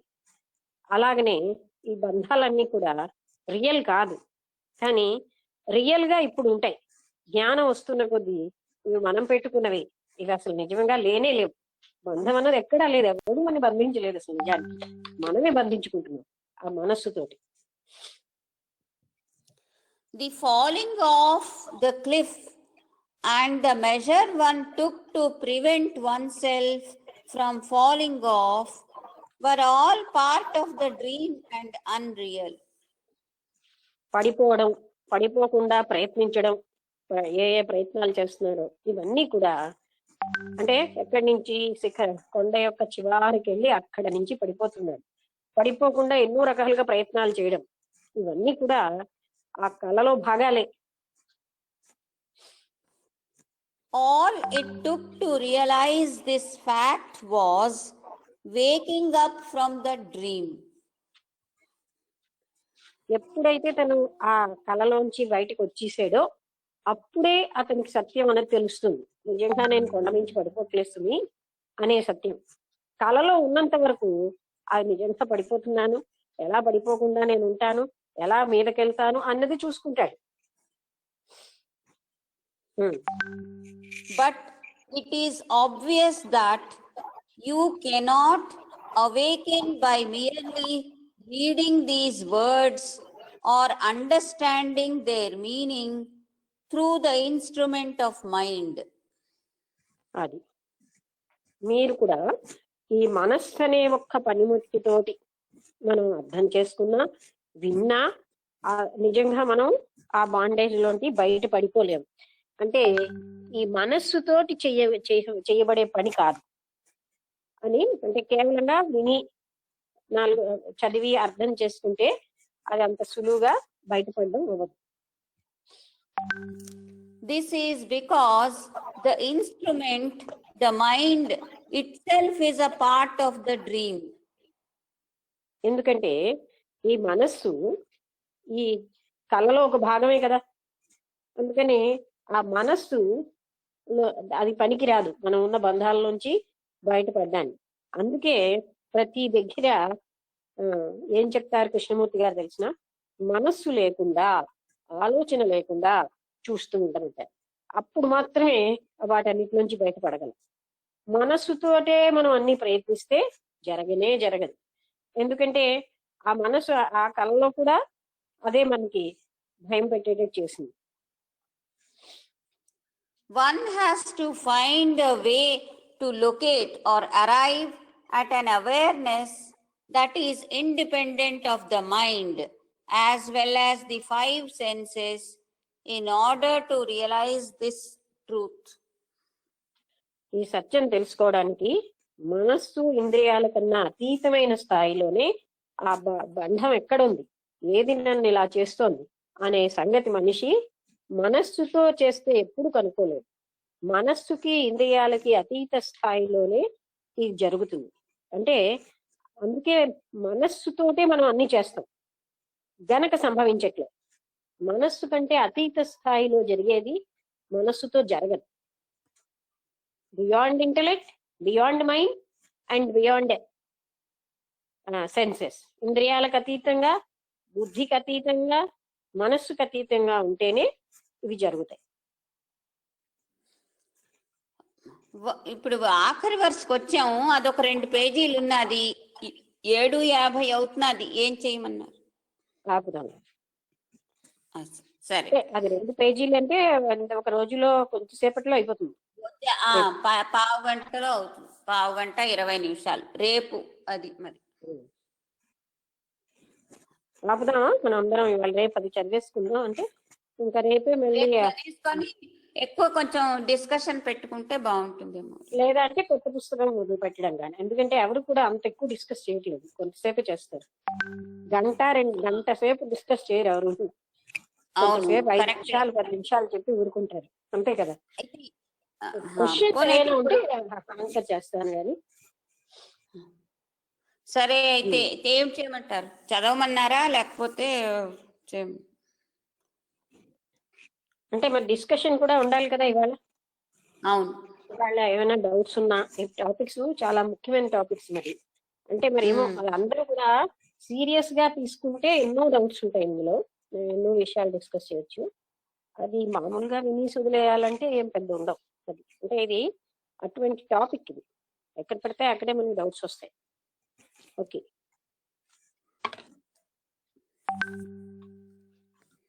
ఇప్పుడు ఎవరైనా మీ సందేహాలు అడగడం కానీ, కన్క్లూషన్ మొదటి నుంచి నాగేశ్వరరావు గారు కన్క్లూషన్ ఇచ్చికండి, ఎంతో బాగా జరిగింది అలాగంటే వద్దు.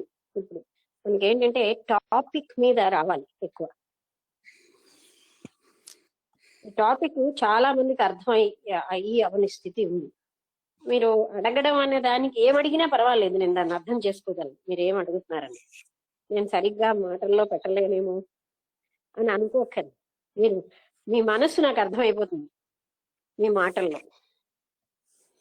లక్ష్మి, నేనే అడుగుతున్నాను, మనం ఇప్పుడు ఏ స్థితిలో ఉన్నాం? అంటే ప్రతి ఒక్కరు ఒక్కొక్క స్థితిలో ఉంటారు కదా. అంటే కొంత కొంత కామన్ బ్యాక్గ్రౌండ్ పెట్టుకుంటే మనం ఎక్కడ ఉన్నాం, ఏమిటి ఇంకా అలా చేయాలి? అడగకూడదు. ఆధ్యాత్మికతలో ఇదేం పొలిటికల్ ఇష్యూవా? ఆధ్యాత్మికతలో ప్రతి ఇండివిజువల్ యూనిక్. అర్థమైందా? అలాంటి క్వశ్చన్ కి తావు ఉండదు. ప్రతి ఇండివిజువల్ యొక్క స్టేటస్ యునిక్ గా ఉంటుంది. అందుకే ఒకసారి నాగేశ్వరరావు గారు అన్నప్పుడు కూడా నేనుతో మొదలెట్టండి, మనంతో మొదలెట్టకండి అని అన్నాను. ఆధ్యాత్మికతకి నేనుతోటే అవ్వాలి, మనము అంటే అవ్వదు. ఎవరా మనం? అదే సరే. అంటే మరి ఇంకా ఇంకోళ్ళు మన గురించి తెలియడం అనేది ఉండదు. అలాంటప్పుడు మనం ఆ క్వశ్చన్ కి అర్థం ఉండదు. అది వేరు. అందరూ ఒక స్థాయిలో ఉండరు అన్నది ఒకటి, ఇంకొకరికి తెలియదు అనడానికి తేడా ఉందా లేదా? ఇంకొకరికి తెలియదన అందరూ ఒక స్థాయిలో ఉండరు అనేది ఒక పాయింట్. అవును. మరొకరికి తెలుస్తుందా లేదా అన్నది వేరే పాయింట్. నువ్వు రెండింటినీ కలుపుతున్నావు కదా.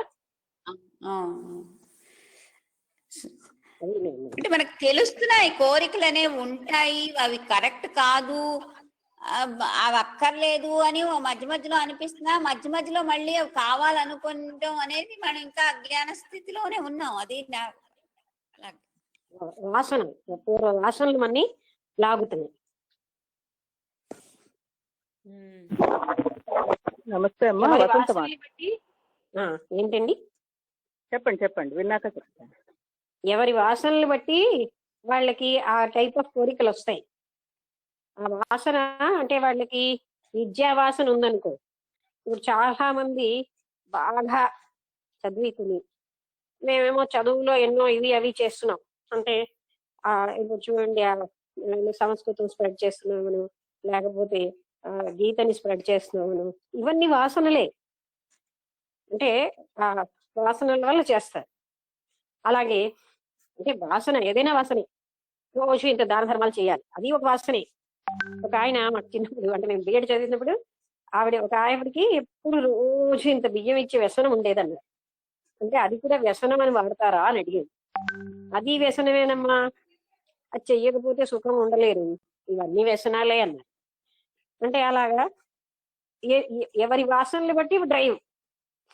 ఏవి అలా కాదు, ఏదో 4 వస్తువులు ఇంట్లో పెట్టేసుకోవాలి, అవి చూసి తృప్తి పడాలి, అదో వాసన. కొత్త కొత్త డ్రెస్సులు కొనుక్కోవాలి, చీరలు కొనుక్కోవాలి, అవి చూసి తృప్తి పడాలి, అదో వాసన. అలా వాళ్ళని వీళ్ళని ఉద్ధరిస్తున్న పనులు చేయాలి, అదో వాసన. ఉద్ధరించడం అంటే వాళ్ళు అనుకుంటారు వాళ్ళు ఏదో ఉద్ధరిస్తున్నారు. ఒక రోజు 100 రూపాయలు దానం చేసిన, 1000 రూపాయలు సంస్థకి ఇచ్చిన, అదేదో ఉద్ధరించడం అని వీళ్ళు అనుకుంటారు. అవన్నీ అలాంటివన్నీ కూడా వాసనలే. లేకపోతే ఇంకా ఇంద్రియ సుఖాలు తెచ్చుకోవాలి, అవి వాసన. ఎంత తీరుస్తున్నా మీకు చాలట్లేదు, ఇంకా నాకు కొన్ని సుఖవంతమైన ఉంటే ఇంకా హాయిగా ఉంటాను కదా అనేది. అంటే ఎంతవరకు బాహ్య వస్తువు మీద ఆధారపడుతున్నామో అవన్నీ అక్కడే మనకి మార్కింగ్. బయట వాటి మీద ఆధారపడుతున్నామంటే అది మనం స్టిల్ అది రియల్ కాదు. ఎందుకంటే ఏ సుఖం బయట నుంచి రాదు మనకి. బయట వస్తువుల మీద కానీ, అంటే కొంతమంది తెలివితేటలతో వాళ్ళ వాసనలకి మంచి కలరింగ్ ఇచ్చుకుంటారు. మాది మాత్రం బలహీనత కాదు, అలా వాళ్ళని వీళ్ళని ఉద్ధరించడానికి. అందుకే నాకు మీరు అందరినీ ఉద్ధరించడానికా చెప్తున్నారు అంటే నేను మామూలుగా చెప్తున్నాను, నాకు ఆ లక్ష్యమే లేదని. వాళ్ళు ఉద్ధరించబడతారు, అది వాళ్ళ ఇష్టం. ఒకసారి నాగేశ్వరరావు గారు మనం చెప్పినందుకైనా వీళ్ళందరూ ఉద్ధరించబడాలంటే అలా ఆశించడానికి లేదని ఎందుకు చెప్పానంటే, ఎందుకు నేను ఆశించాలి? అది ఆశించకపోతే జరగదా? జరగవలసింది ఎలాగా జరుగుతుంది.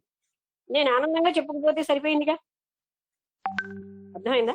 అంటే ఆశింపు అనేది పెట్టుకుంటే బాధలన్నీ వస్తాయి. అసలు ఎందుకు ఆశించాలి? ఏదైనా మనం ఆనందంగా చేసుకెళ్ళిపోవడమే అది. అందుకే ఒకసారి రెడ్డి శాస్త్రి గారని విజయనగరంలో, ఆయన కూడా మంచి జ్ఞాని, సెల్ఫ్ ఎంప్లాయిడ్ పర్సన్ ఉండేవారు. ఆయనేమో చెప్పారు, ఒక 4-5 బాధలన్నీ దీనికి వస్తూ ఉంటాయని. అప్పుడు ఆయన పిలిచి, నువ్వేమో ఈ బాధలన్నీ కాగితం మీద రాశారు, ఎందుకు అవి తీసుకుంటే ఈ బాధ నుంచి వాళ్ళకి జ్ఞానము, light, let the suffering give light and love, ప్రేమ రావాలన్నా అన్నారు.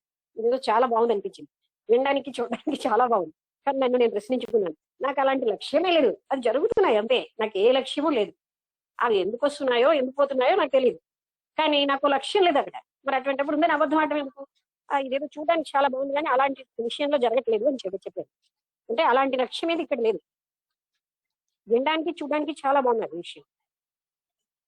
అలాగా అంటే ఎందుకు చెప్తుందంటే, అవన్నీ మనం వాసనలే కదా, ఏవో ఇద్దరు ఉద్ధరించేస్తాం. మనం ఎవరు ఉద్ధరించాల్సింది, వాళ్ళకున్న గత జ్ఞానం నుంచి ఎవరి వారే ఉద్ధరించుకోవాలి. ఇవన్నీ అహంకారంతో ఉన్న ఉద్దేశ్యాలు. పరమాత్ముడే అన్ని పనులు చేయిస్తూ ఉంటాడు అందరి ద్వారా అన్నది గ్రహించితే నేను చేస్తున్నాను అన్నది ఉండదు. ఇంతకీ వసంత గారు ఏదో మాట్లాడుతూ చాలా టాపిక్ అలా వెళ్తుంది అనమాట. ఇప్పుడు నేను మాట్లాడితే ఆ టాపిక్ లో 1 గంట అయిపోతుంది. ఓకే, వసంత గారు ఏదో చెప్తున్నారు. నమస్తే అమ్మా. అంటే నేను చేస్తున్నాను అనేది లేకుండా చేయడం అనేది ఒకటి అర్థమైంది, కానీ ప్రతిదీ డిజైర్ లోకే ఎలా వెళ్తోంది అనేదే మనసుకి అది ఎలా చెప్పుకోవాలో తెలియటం లేదు. ప్రతిదీ అంటే డిజైర్ స్టేట్ ఎలాగా కట్ అవుతున్నాడండి. ప్రతిదీ అంటే ముక్తి పొందాలి అనేది కూడా కోరిక అన్నట్టు అన్నమాట. మరి అది కూడా లేకుండా ఎలా వినబడలేదు, మీరేం చెప్తున్నారో వినబడటం లేదు. అంటే దాన ధర్మాలు చేయడం అలాంటి కదా, అవి చేయడంలో పుణ్యం అన్ని సంపాదించాలి. వసంత గారు క్లారిటీ లేదు వాయిస్ లో.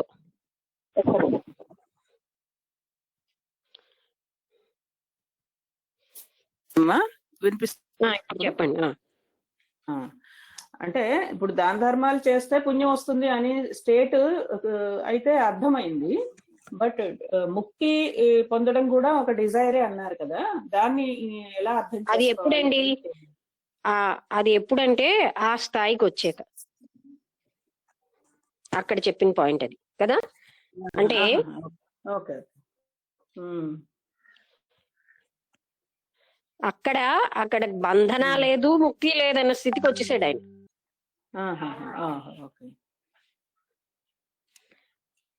అదంతా మనం ఇంటెలెక్చువల్ గా ఆలోచిస్తున్నాం. అప్పుడు నేను అన్నది పోగొట్టుకోవడం కూడా ఇంటెలెక్చువల్ గా ఈజీగా ఉంది, కానీ అది ఎంత ఈజీయా?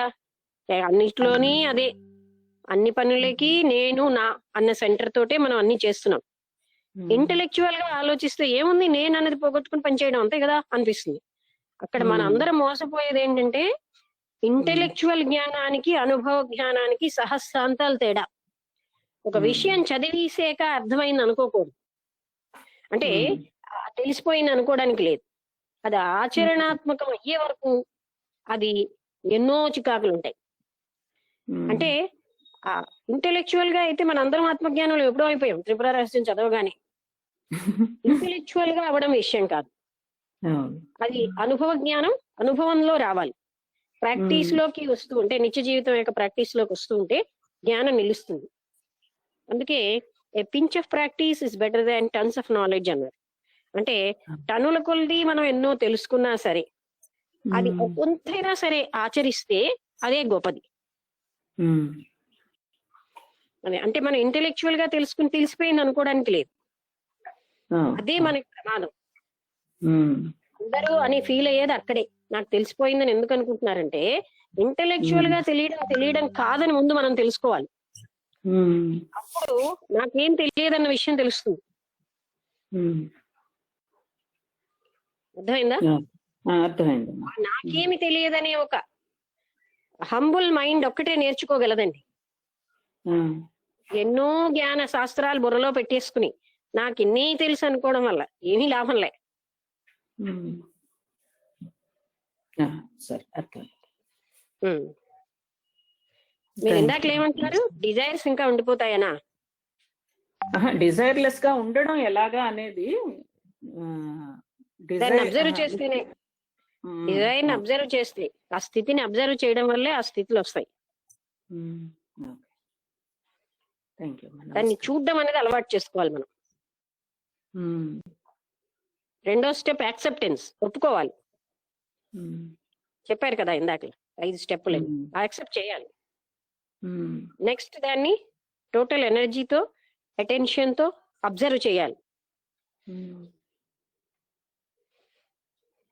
ఈ రోజు క్లాస్ పెట్టిన తర్వాత యూట్యూబ్ లో పెట్టాక మళ్ళీ ఇంకోసారి వింటే గానీ నాకు ఇంకా బాగా వెళ్ళదు. అంటే ఇక్కడ నేను చెప్పారే, రాజీవ్ కపూర్ గారు చాలా బాగా చెప్పారు. ఎందుకంటే 5 స్టెప్పుల్లో ఫస్ట్ ఏంటంటే, ఇప్పుడు నాకు అసూయ ఉందనుకోండి, ఉంది, యాక్సెప్ట్ చేయాలి. యాక్సెప్ట్ చేసాక అది ఏమిటి అని సమగ్రంగా వితౌట్ ఎనీ థాట్ అబ్జర్వ్ చేయాలి, with total attention and with total energy. అప్పుడు మాత్రమే అందులోంచి బయటపడే స్థితి వస్తుంది. ఆ టోటల్ అటెన్షన్ తో అబ్జర్వ్ చేస్తే మూల స్థితి, ఇవన్నీ ఎక్కడి నుంచి వస్తున్నాయో ఆ ఆత్మ చైతన్య స్థితికి వెళ్లే పరిస్థితి కూడా నిత్య జీవిత సంఘటనల్లో జరుగుతుంది.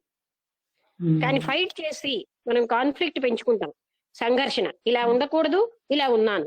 ఈ సంఘర్షణలో ఎనర్జీ చాలా పోతూ ఉంటుంది. చాలా మంది ఎంత తిండి తిన్నా ఎనర్జీ ఎందుకు ఉండదంటే, మానసికమైనటువంటి కాన్ఫ్లిక్ట్స్ కి వెళ్ళిపోతున్నారు ఎనర్జీ. అర్థమైందా? అంటే మనస్సు కూడా చాలా ఎనర్జీ మనస్సు ద్వారా వెళ్ళిపోతుంది. మనం ఇష్టమైన దాన్ని, అనుకున్న దాన్ని ఆలోచించడం ఒక ఎత్తు అయితే, అది కావలసిన దాంట్లో ఉన్న సంఘర్షణకి ఎనర్జీ వెళ్ళిపోతుంది. I am this, I must not be this అనే సంఘర్షణ. అందుకని acceptance is the second step. Next observing with attention. Okay, ఇంతవరకు చేస్తూ ఉంటే మిగతావన్నీ ఆటోమేటిక్ గా తెలుస్తాయి. ఓకే అమ్మా, థ్యాంక్ యూ. ఉంటాను. నమస్తే. ఇంకెవరైనా మీకు ఇవాళ అందరికీ మీరు ఎన్ని రకాల డౌట్స్ అడిగినా అడగండి. అంటే దిస్ ఇస్ ద టైం. ఈ అకేషనే చాలా ముఖ్యమైనది, ఎందుకంటే ఈ రోజు టాపిక్స్ అన్ని అలాంటివి.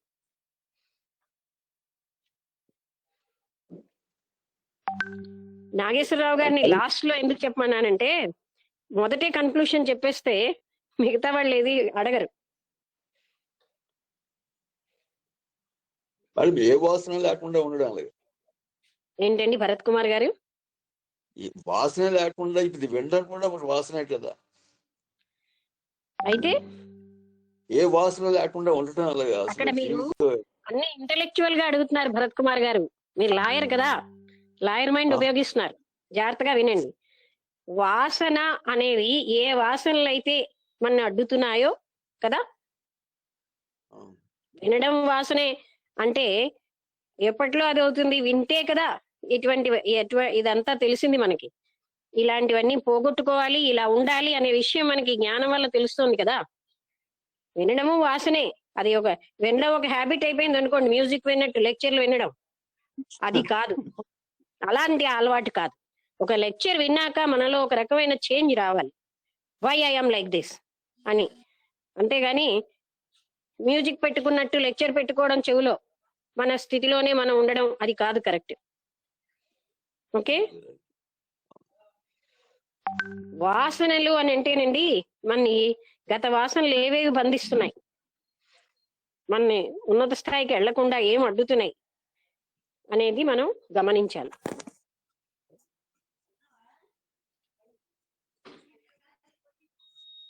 ఓకే,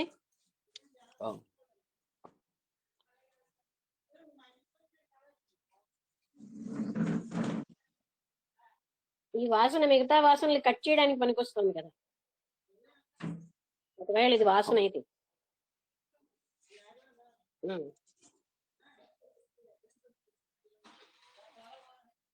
ఓకే, ఇంకా ఎవరైనా ఏమైనా అడుగుతారా? లైఫ్ మరి మీనింగ్ ఏంటి మేడం? ఇది వాసన మరి మీనింగ్ ఏంటండి? లైఫ్ మీనింగ్ ఏంటి అసలు? ఏంటండి లైఫ్ కు మీనింగ్ అక్కర్లే. ఏంటి అసలు ఏంటి అసలు ఏమైపోవాలి మనిషి అసలు ఏది లేకుండా ఉండాలంటే ఎలా అక్కర్లే. మీరు ఆ టైప్ ఆఫ్ క్వశ్చన్ అడగడం ముందు వదలండి. ఏమిటి అయిపోవడం ఏంటండి? ఎవరు అయిపోయేది? మీరా? మీ శరీరమా? మీ మనస్సా? మనిషి అంటే ఎవరు అక్కడ? ఎవరు అయిపోతున్నారు? ఎవరు శూన్యం ఫీల్ అవుతున్నారు? మీరా? మీ మనస్సా? శూన్యం ఫీల్ అయ్యేది ఎవరు?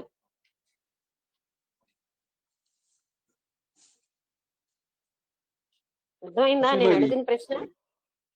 కాదు, ఎవరికి ఆ శూన్యం అనిపిస్తుంది? అది అక్కడ ప్రశ్నించుకోండి. ఇక్కడ అనిపిస్తున్నది ఎవరికి? ఈ 20 years ఒక కన్క్లూషన్ కి వస్తారు, ఇదంతా ఏదో గందరగోళం అంటే ఆ కన్క్లూషన్ కి మొదటితోటే మొదలవుతుంది. అప్పుడు మనం ఎప్పుడు గందరగోళ స్థితిలోనే ఉంటాం. ఏమీ గందరగోళం లేదు. మనం ఏమీ నేర్చుకోవాలి అనే సంసిద్ధత, ఒక రకమైన నైఫ్ లాంటి మానసిక స్థితి. అక్కడ ఏమిటంటున్నారండి? ఇంటెన్సివ్ సెల్ఫ్ ఎంక్వైరీ అన్నారు. ఇంటెన్సివ్ గా ఉండాలి. అదేదో యాథాలాపంగా ఉంటే ఇలాగే ఉంటుంది గందరగోళం అని. తీవ్రతరంగా ఉండాలి. ఓకే, అందుకే మనం చాలా ఏకాగ్రతతో ఒక రకమైన సున్నిత స్థితిలోనే ఈ సమస్తం జరుగుతాయి. అటువంటి రఫ్ మైండ్ తో అవ్వదు.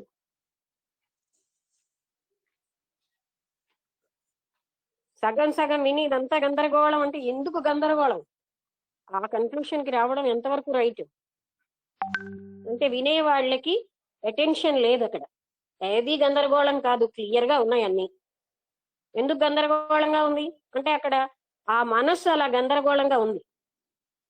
అందుకే ఎవరికి గందరగోళంగా ఉందని అడుగుతున్నాను. ఆ మనస్సుకి గందరగోళంగా ఉంది. ఎందుకంటే ఆ మనస్సులో శాంతిగా స్టెబిలైజేషన్ లేదు. అప్పుడు అది గందరగోళ స్థితిలో ఉంటుంది. అక్కడ ఏది పడినా, ఇప్పుడు మూమెంట్ ఉన్న లేకులో ఏది పడినా మూవ్ అవుతూనే ఉంటుంది. అంతేనా? నీరంతా కదలికలో ఒక చిన్న ఆకు పడింది, అది కదులుతూ ఉంటుంది. బోట్ వేసామనుకోండి, అది కదులుతూ ఉంటుంది. లోపలే కదలిక స్థితి ఉంది, నిశ్చల స్థితి లేదు. అందుకే గందరగోళం అన్నది లోపల ఉంది కనుక అందులో ఏది పడినా గందరగోళం అయిపోతుంది. విన్నారా? అందుకని ఆ కన్క్లూషన్ కి రాకూడదు. అంటే ముందు మీరు అర్థం చేసుకోవాల్సిన, ఆ మనస్సు గందరగోళంలో ఉంచాను, ఆ మనస్సుని స్థిరత్వానికి తేవాలి. అప్పుడు మీకు అన్ని స్థిరంగా ఉన్నట్టుంటాయి.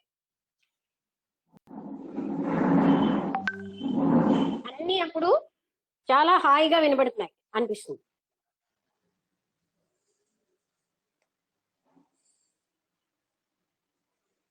అలా మొట్టమొదటి ఒక కన్క్లూషన్ కి అలా వెళ్ళకూడదు. ఎందరో జ్ఞానులు, అందరూ ప్రాక్టీస్ చేసిన వాళ్ళు చెప్తున్న పాయింట్, గందరగోళం ఎందుకు అవుతుంది అంటే మనసు నిశ్చలంగా లేదు. ముందు ఆ మనస్సును నిశ్చలం చేయాలి. ఆ చేయడం టెక్నిక్ చెప్పారు, దాన్ని చూస్తూ ఉండమన్నారు. ఎలా చూడాలి? ఒక రకమైనటువంటి ఇన్నోసెంట్ మైండ్ తో, టోటల్ అటెన్షన్ తో, హంబుల్ మైండ్ తో నిశ్చలంగా చూడగలగాలి. ఒక పవిత్రమైన ఒక శాంతితో చూడాలి. అది ఒక పవిత్రమైన ప్రాసెస్. చూడడం అన్నది టాప్ మోస్ట్ థింగ్. అది ఓకే. ఇంకెవరైనా ఏమైనా అడుగుతారా? ఆయనకి అడుగుతుంటే మీ సమాధానాల వల్ల క్లారిటీ వస్తూ ఉంటుంది. మేడం, నేను రాంబుద్ధుడు అండి. చెప్పండి. అదే మేడం, ఇప్పుడు ఇన్నోసెంట్ మైండ్ ఒక అంటే ఈ అభావంతో చూడాలా అనేది ఒకటి పెట్టారు. అంటే ఇప్పుడు మనలో కొన్ని అంటే ఇప్పుడు అబ్జర్వ్ చేయాలని అంటున్నారు కదా మేడం, ఒక వాసనను. మనలో చాలా వాసనలు ఉంటాయి కదా, ఆ వాసనలు అబ్జర్వ్ చేయాలి అని అంటున్నారు. అయితే మీరు చెప్పినట్లు అబ్జర్వ్ చేస్తే అంటే అది ఎలా సాల్వ్ అవుతుంది మేడం? ఇప్పుడు ఫర్ ఎగ్జాంపుల్ ఒకటి ఏదో ఒక అలవాటు ఉంటుంది, వాసనతో కూడిన అలవాటు. ఆ అలవాటును మనం అబ్జర్వ్ చేస్తే ఎలా, అంటే అది డిజపియర్ అవ్వడం ఎలా అవుతుంది, లేకపోతే మనలో నుంచి చేస్తే ఎలా తెలుస్తుందండి. అబ్జర్వ్ చేసేటప్పుడు అది ఎలాగా ఇలాగే ఉంటుంది.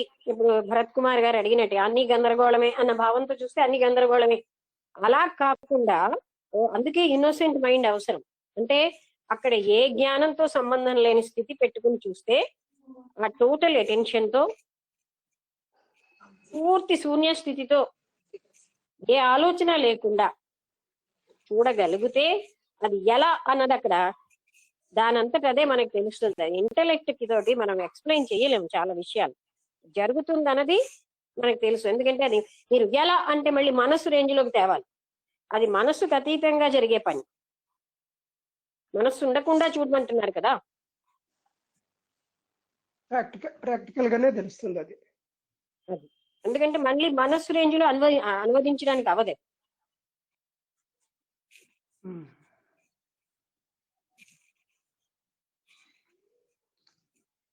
అంటే ఇప్పుడు పాయింట్ ఒక్కొక్క వాసనను తీసుకొని అలా చేస్తే వాసనలు వదిలేండి. కొన్ని వాసన అంటే మనకి తెలియకపోతే ఒక్కొక్క గుణం ఏమంటారు గుణాన్ని మనం తీసుకోక్కర్లే. మనం రోజు అవుతుందా ఆ టైంలో చూడమే. ఒక్కొక్కటి తీసుకోక్కర్లే. We observe it whenever we're becoming victims. మనకు ఒక రోజు దాని మీద అంటే ఒక లాభ నష్టాలు కానీ మంచి చెడు కానీ దాని గురించి ఇన్నోసెంట్ మైండ్ అవ్వదు. అవన్నీ పెట్టుకున్నది ఇన్నోసెంట్ మైండ్ ఎలాగైంది?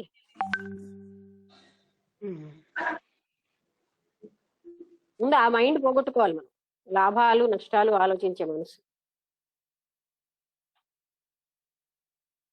మనం సాధారణంగా 5% పని చేస్తాం, 50% మానసిక శక్తి ఖర్చు పెడతాం లాభ నష్టాలు బేరీజులు.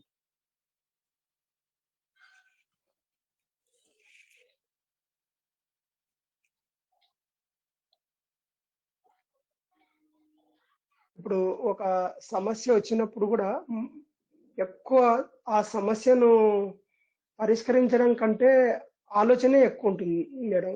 ఆ ఆలోచన తక్కువ చేసుకొని ఆ పరిష్కారం వైపు వెళ్ళడమే కరెక్ట్ కదా మేడం? అంతే. ఆలోచనతో పరిష్కరించలేము. అందుకని ఆలోచన లేని స్థాయిలో అన్ని పరిష్కరించబడతాయి. అవును మేడం. అది సమస్య పరిష్కారం అనే రూపంలో ఒక ఆలోచన బదులు మరో ఆలోచన పెడతాం. అది పరిష్కారం కాదు.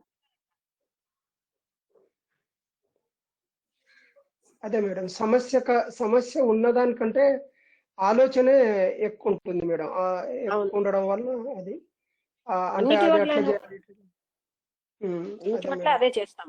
ఆలోచన ఎక్కువ పెడతాం. ప్రతి అక్కర్లేకుండా మానసిక శక్తిని ఖర్చు పెట్టేస్తాం. యాక్చువల్ గా చెప్పాలంటే ఆ సమస్య సింపుల్ గానే అయిపోతుంది, కానీ మనసు భయంకరంగా ఆలోచించి దాని గురించి అట్లా ఇదైపోతుంది. పెద్ద చేసేది మనసే. మనసు. అదే మేడం. ఇప్పుడు ఒక పెద్ద ట్రైన్ యాక్సిడెంట్ కారణం చిన్న స్క్రూ లూజ్ అవడం. ఆ ట్రైన్ యాక్సిడెంట్ ఎంత పెద్దదో మన మనసుతో దాన్ని మనం 10 పేజీలు రాయగలం. కానీ దాని కారణం ఏంటంటే ఒక దగ్గర ఒక స్క్రూ ఢీలా అవడమే. ఢీలా అంటే లూజ్ అయిపోయింది. అదే మేడం, కరెక్ట్.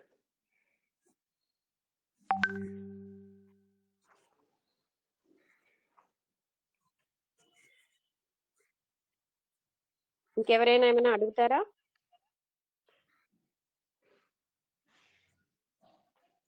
ఈ టెక్నిక్ అనేది ఏదో కొత్తది అని కాదు. మనం దాంట్లో కూడా మనకు తెలుస్తుంది. అలా చేస్తూ ఉంటే మనం ఎంత మానసిక శక్తి ఉట్టినే అది ఇంత గొప్పది అంత గొప్పది ఇలాంటిది అలాంటిది ఇంత బాధ అంత బాధ అని 10 మందికి తెలియడానికి ప్రయత్నించడం అన్నిటి వల్ల బాధ నుంచి మనకి పరిష్కారం రాదు కదా. బాధ జటిలం అయిపోతుంది. దాన్ని లోపలికి చూడడం అన్నదే నిజంగా సిన్సియర్ గా అందులోంచి బయటపడాలనుకుంటున్నావా, నాకు పెద్ద బాధ వచ్చిందని అందరికీ తెలియాలా, అది ముందు మనం తెలుసుకోవాలి.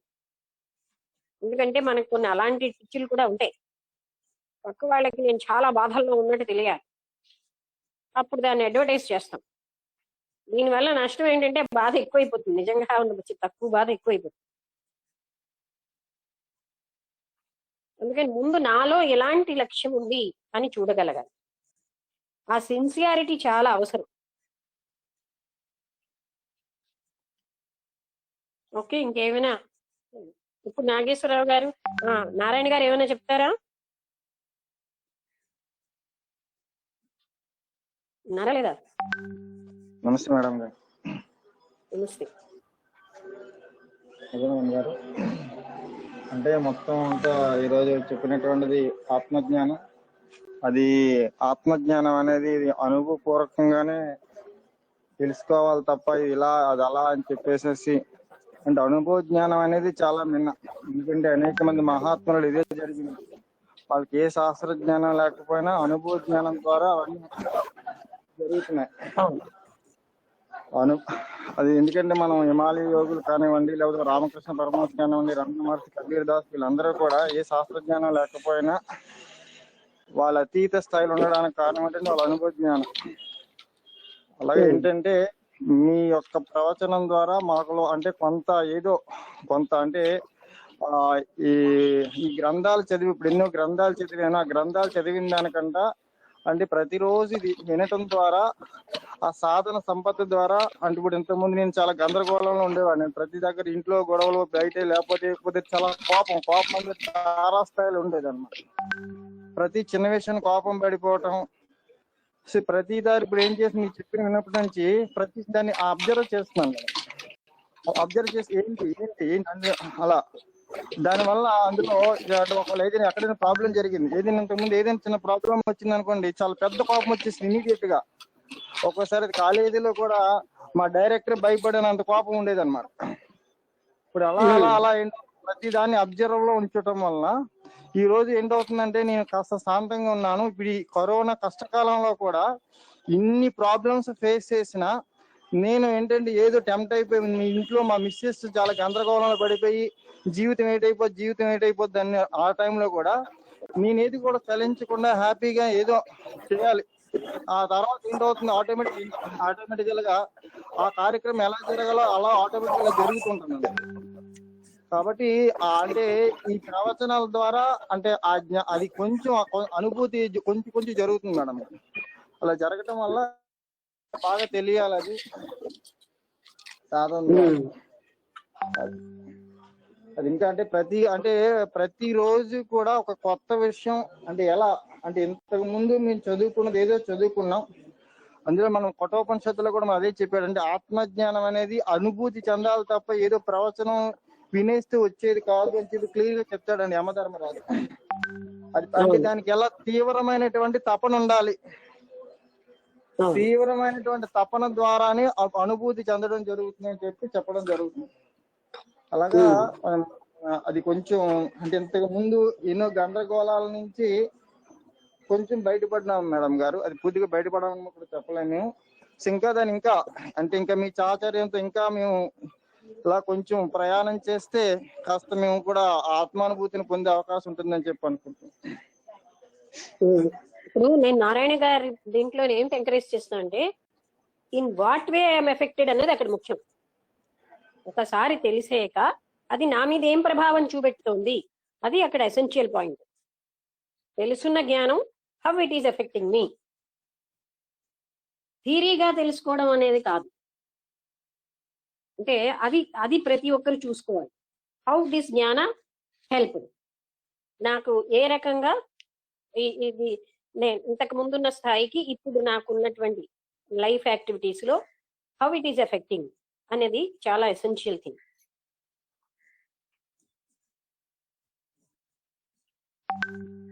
ఓకే, ఇంకెవరైనా మాట్లాడతారా?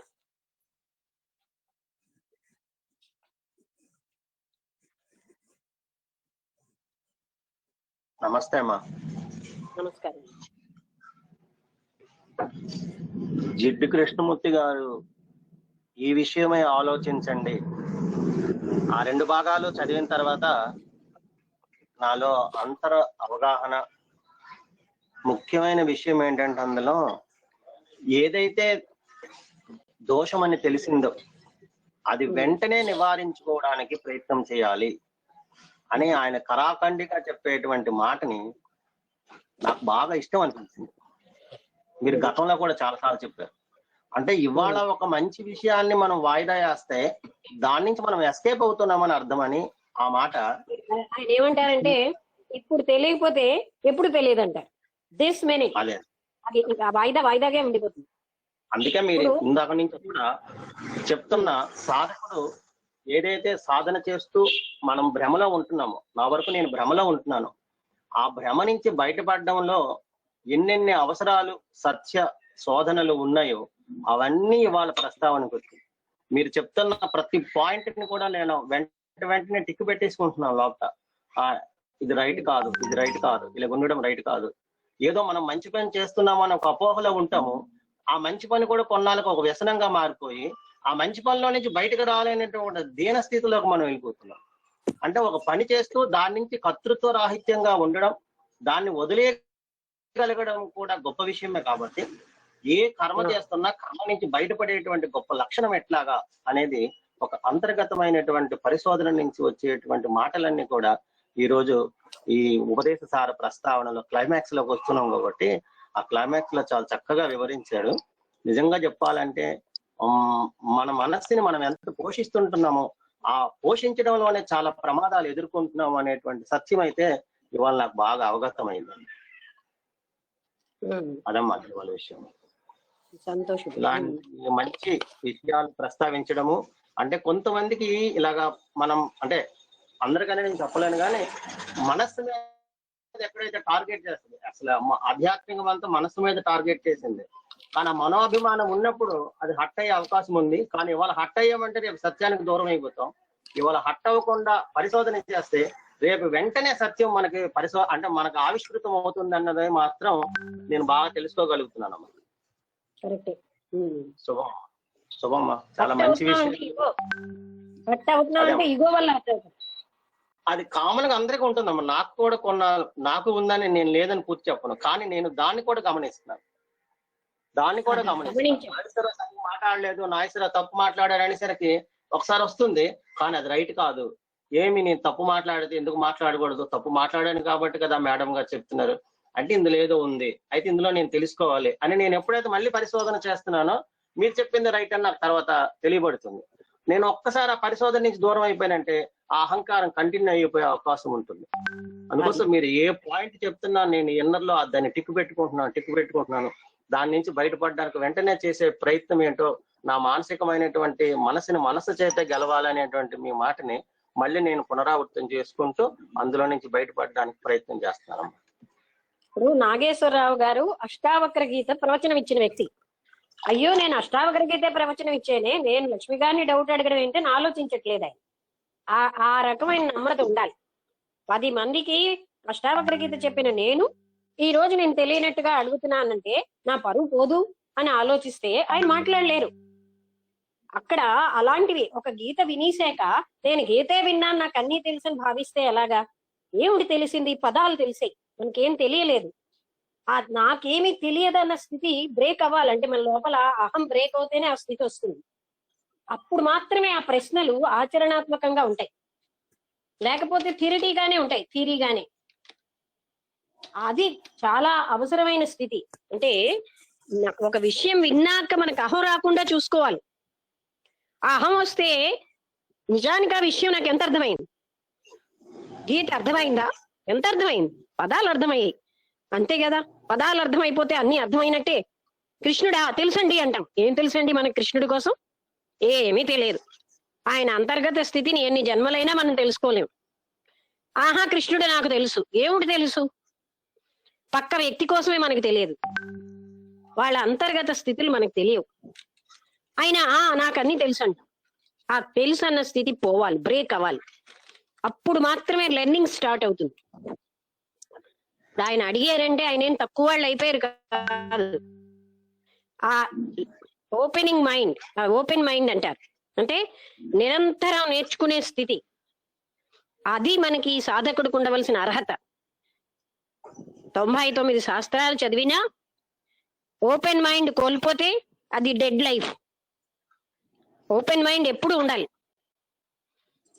అప్పుడే వ్యక్తి ఎదుగుతూ ఉంటాడు, ముందుకు వెళ్తూ ఉంటారు, లేకపోతే ఆగిపోతుంది ప్రయాణం.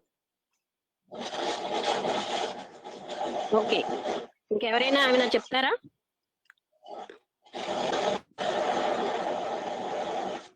సాధారణంగా మనిషి జయించలేనిది ఏంటంటే ఈ ఈగో. అది వాళ్ళకి తెలియకుండానే వాళ్ళలో కూడుగట్టుకుని ఉంటుంది. నేను ఒక స్థాయికి వచ్చేసాను, 10 మంది అనొచ్చు, మనం అలా ఫీల్ అవ్వకూడదు. అయ్యేమో పడిపోతాం. ఏమిటి స్థాయి? 4 కబుర్లు చెప్పడమే గాని ఏ స్థాయి ఉంది అని ఆలోచించుకోవాలి మనం. అలాగా ఆలోచించుకోకపోతే జీవితం అంతా వేస్ట్. అదేంటంటే వాళ్ళందరూ నన్ను గొప్ప అంటున్నారు, మీరు వేస్ట్ అంటారు ఏంటంటే ఆధ్యాత్మికమైన ఎదుగుదల లేని జీవితం అయిపోతుంది. ఇలాగ మనం ప్రతిదాన్ని కూడా లైఫ్ లో మనం అప్లై చేస్తూ ఉంటే మనకు అర్థం అవుతుంది ఈ జ్ఞానం అన్ని ఎంత ఉపకారం చేయడానికి మహాత్ములు ఈ జ్ఞానం అన్నది మనకు అందించారు. మానవాళ్ళంతటికీ ఉపకారం చేయాలి, తర్వాత తరాలు కూడా. అందుకు ఈ జ్ఞానం అందించారు. ఎలాగా? జాయ్ఫుల్ లైఫ్ కి, నిజమైన జాయ్ఫుల్ లైఫ్ లీడ్ చేయడానికి. మన అందరికీ ఒక ప్రమాదం ఉంది. ఓహో నువ్వు ఇంత గొప్పదాని అనగానే పైకి ఏదో కబుర్లు చెప్తున్నా, లోపల నేను గొప్పదాన్ని ఒక బిల్డింగ్ వచ్చేస్తుంది. అది పడగొట్టుకోవడం చాలా కష్టం. అందుకే అది పడగొట్టుకోకపోతే మన పెరుగుదల ఆగిపోతుంది. ఈ పొగిడే వాళ్లే మనకి హాని. అంటే పొగిడే వాళ్ళ తప్పు కాదు, మనదే తప్పు. పొగడ్తలు లోపలికి తీసుకోవడం ఎందుకుట? అది తీసుకోవడం వల్ల ఎక్కడో మన మనసులో ఒక బిల్డింగ్ ఏర్పడిపోయింది, నేను మహా గొప్ప. అక్కడితో మనకి అన్లర్న్ అనేది ఉండదు. ఎందులో నేను గొప్ప?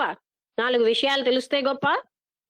అలా ఆలోచించుకుంటే మనిషికి నేను నథింగ్ అన్న ఆన్సర్ వచ్చినప్పుడే అతను కరెక్ట్ గా ఉన్నాడు. నేను సంథింగ్ అనుకుంటే అతను కరెక్ట్ గా లేడు. ఏ వ్యక్తిలో అయితే తనలో తాను నథింగ్ అని ఆన్సర్ వస్తుందో అదే మనకి మార్కింగ్. నేను ఇంకా కరెక్ట్ మార్గంలో ఉన్నాను. ఓకే, ఇంకెవరైనా ఏమైనా చెప్తారా? ఈ ఇంటెన్సివ్ సెల్ఫ్ ఎంక్వైరీ అన్నది అందరికీ హెల్ప్ చేస్తుంది. నిత్య జీవితంలో కూడా ఈ ఎంక్వైరీ అవసరమే.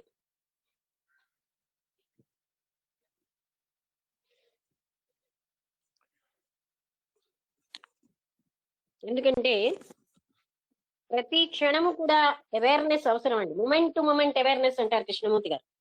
అంటే ఆయన అంటారనే కాదు, మనకే అర్థమవుతుంది కదా, క్షణక్షణం మారుతూ ఉంటుంది విషయం. ఈ క్షణంలో నాకు ప్రశాంతం ఉంది, ఇంకో క్షణంలో కోపం వస్తుంది, ఇంకో క్షణంలో ద్వేషం వస్తుంది, ఇంకో క్షణంలో అసూయ వస్తుంది. ఆ క్షణం చూడాలి. ఈ క్షణం చూసి ఓహో నువ్వు ఎంత శాంతవంతురాలివి అంటే పొంగిపోకూడదు. అన్నీ ఉంటాయి. ఏ గుణము తక్కువ అని చూడకూడదు, ఎక్కువ అని చూడకూడదు, దాన్ని చూడడమే. కోపం అంటే నీచంగా ఎందుకు అనుకోవాలి? ఈ వాల్యూస్ అన్ని మనం జ్ఞానం యొక్క వెలుగులో మార్చుకోవాలి. కోపం వచ్చిన వాడిని వాడు చాలా తక్కువ వాడని అనుకోకూడదు. జ్ఞానం వస్తున్న కొద్దీ జగత్ కర్మలో, విశ్వకర్మలో వేటి పార్ట్ వాటికి ఉన్నదని అర్థం అవుతుంది.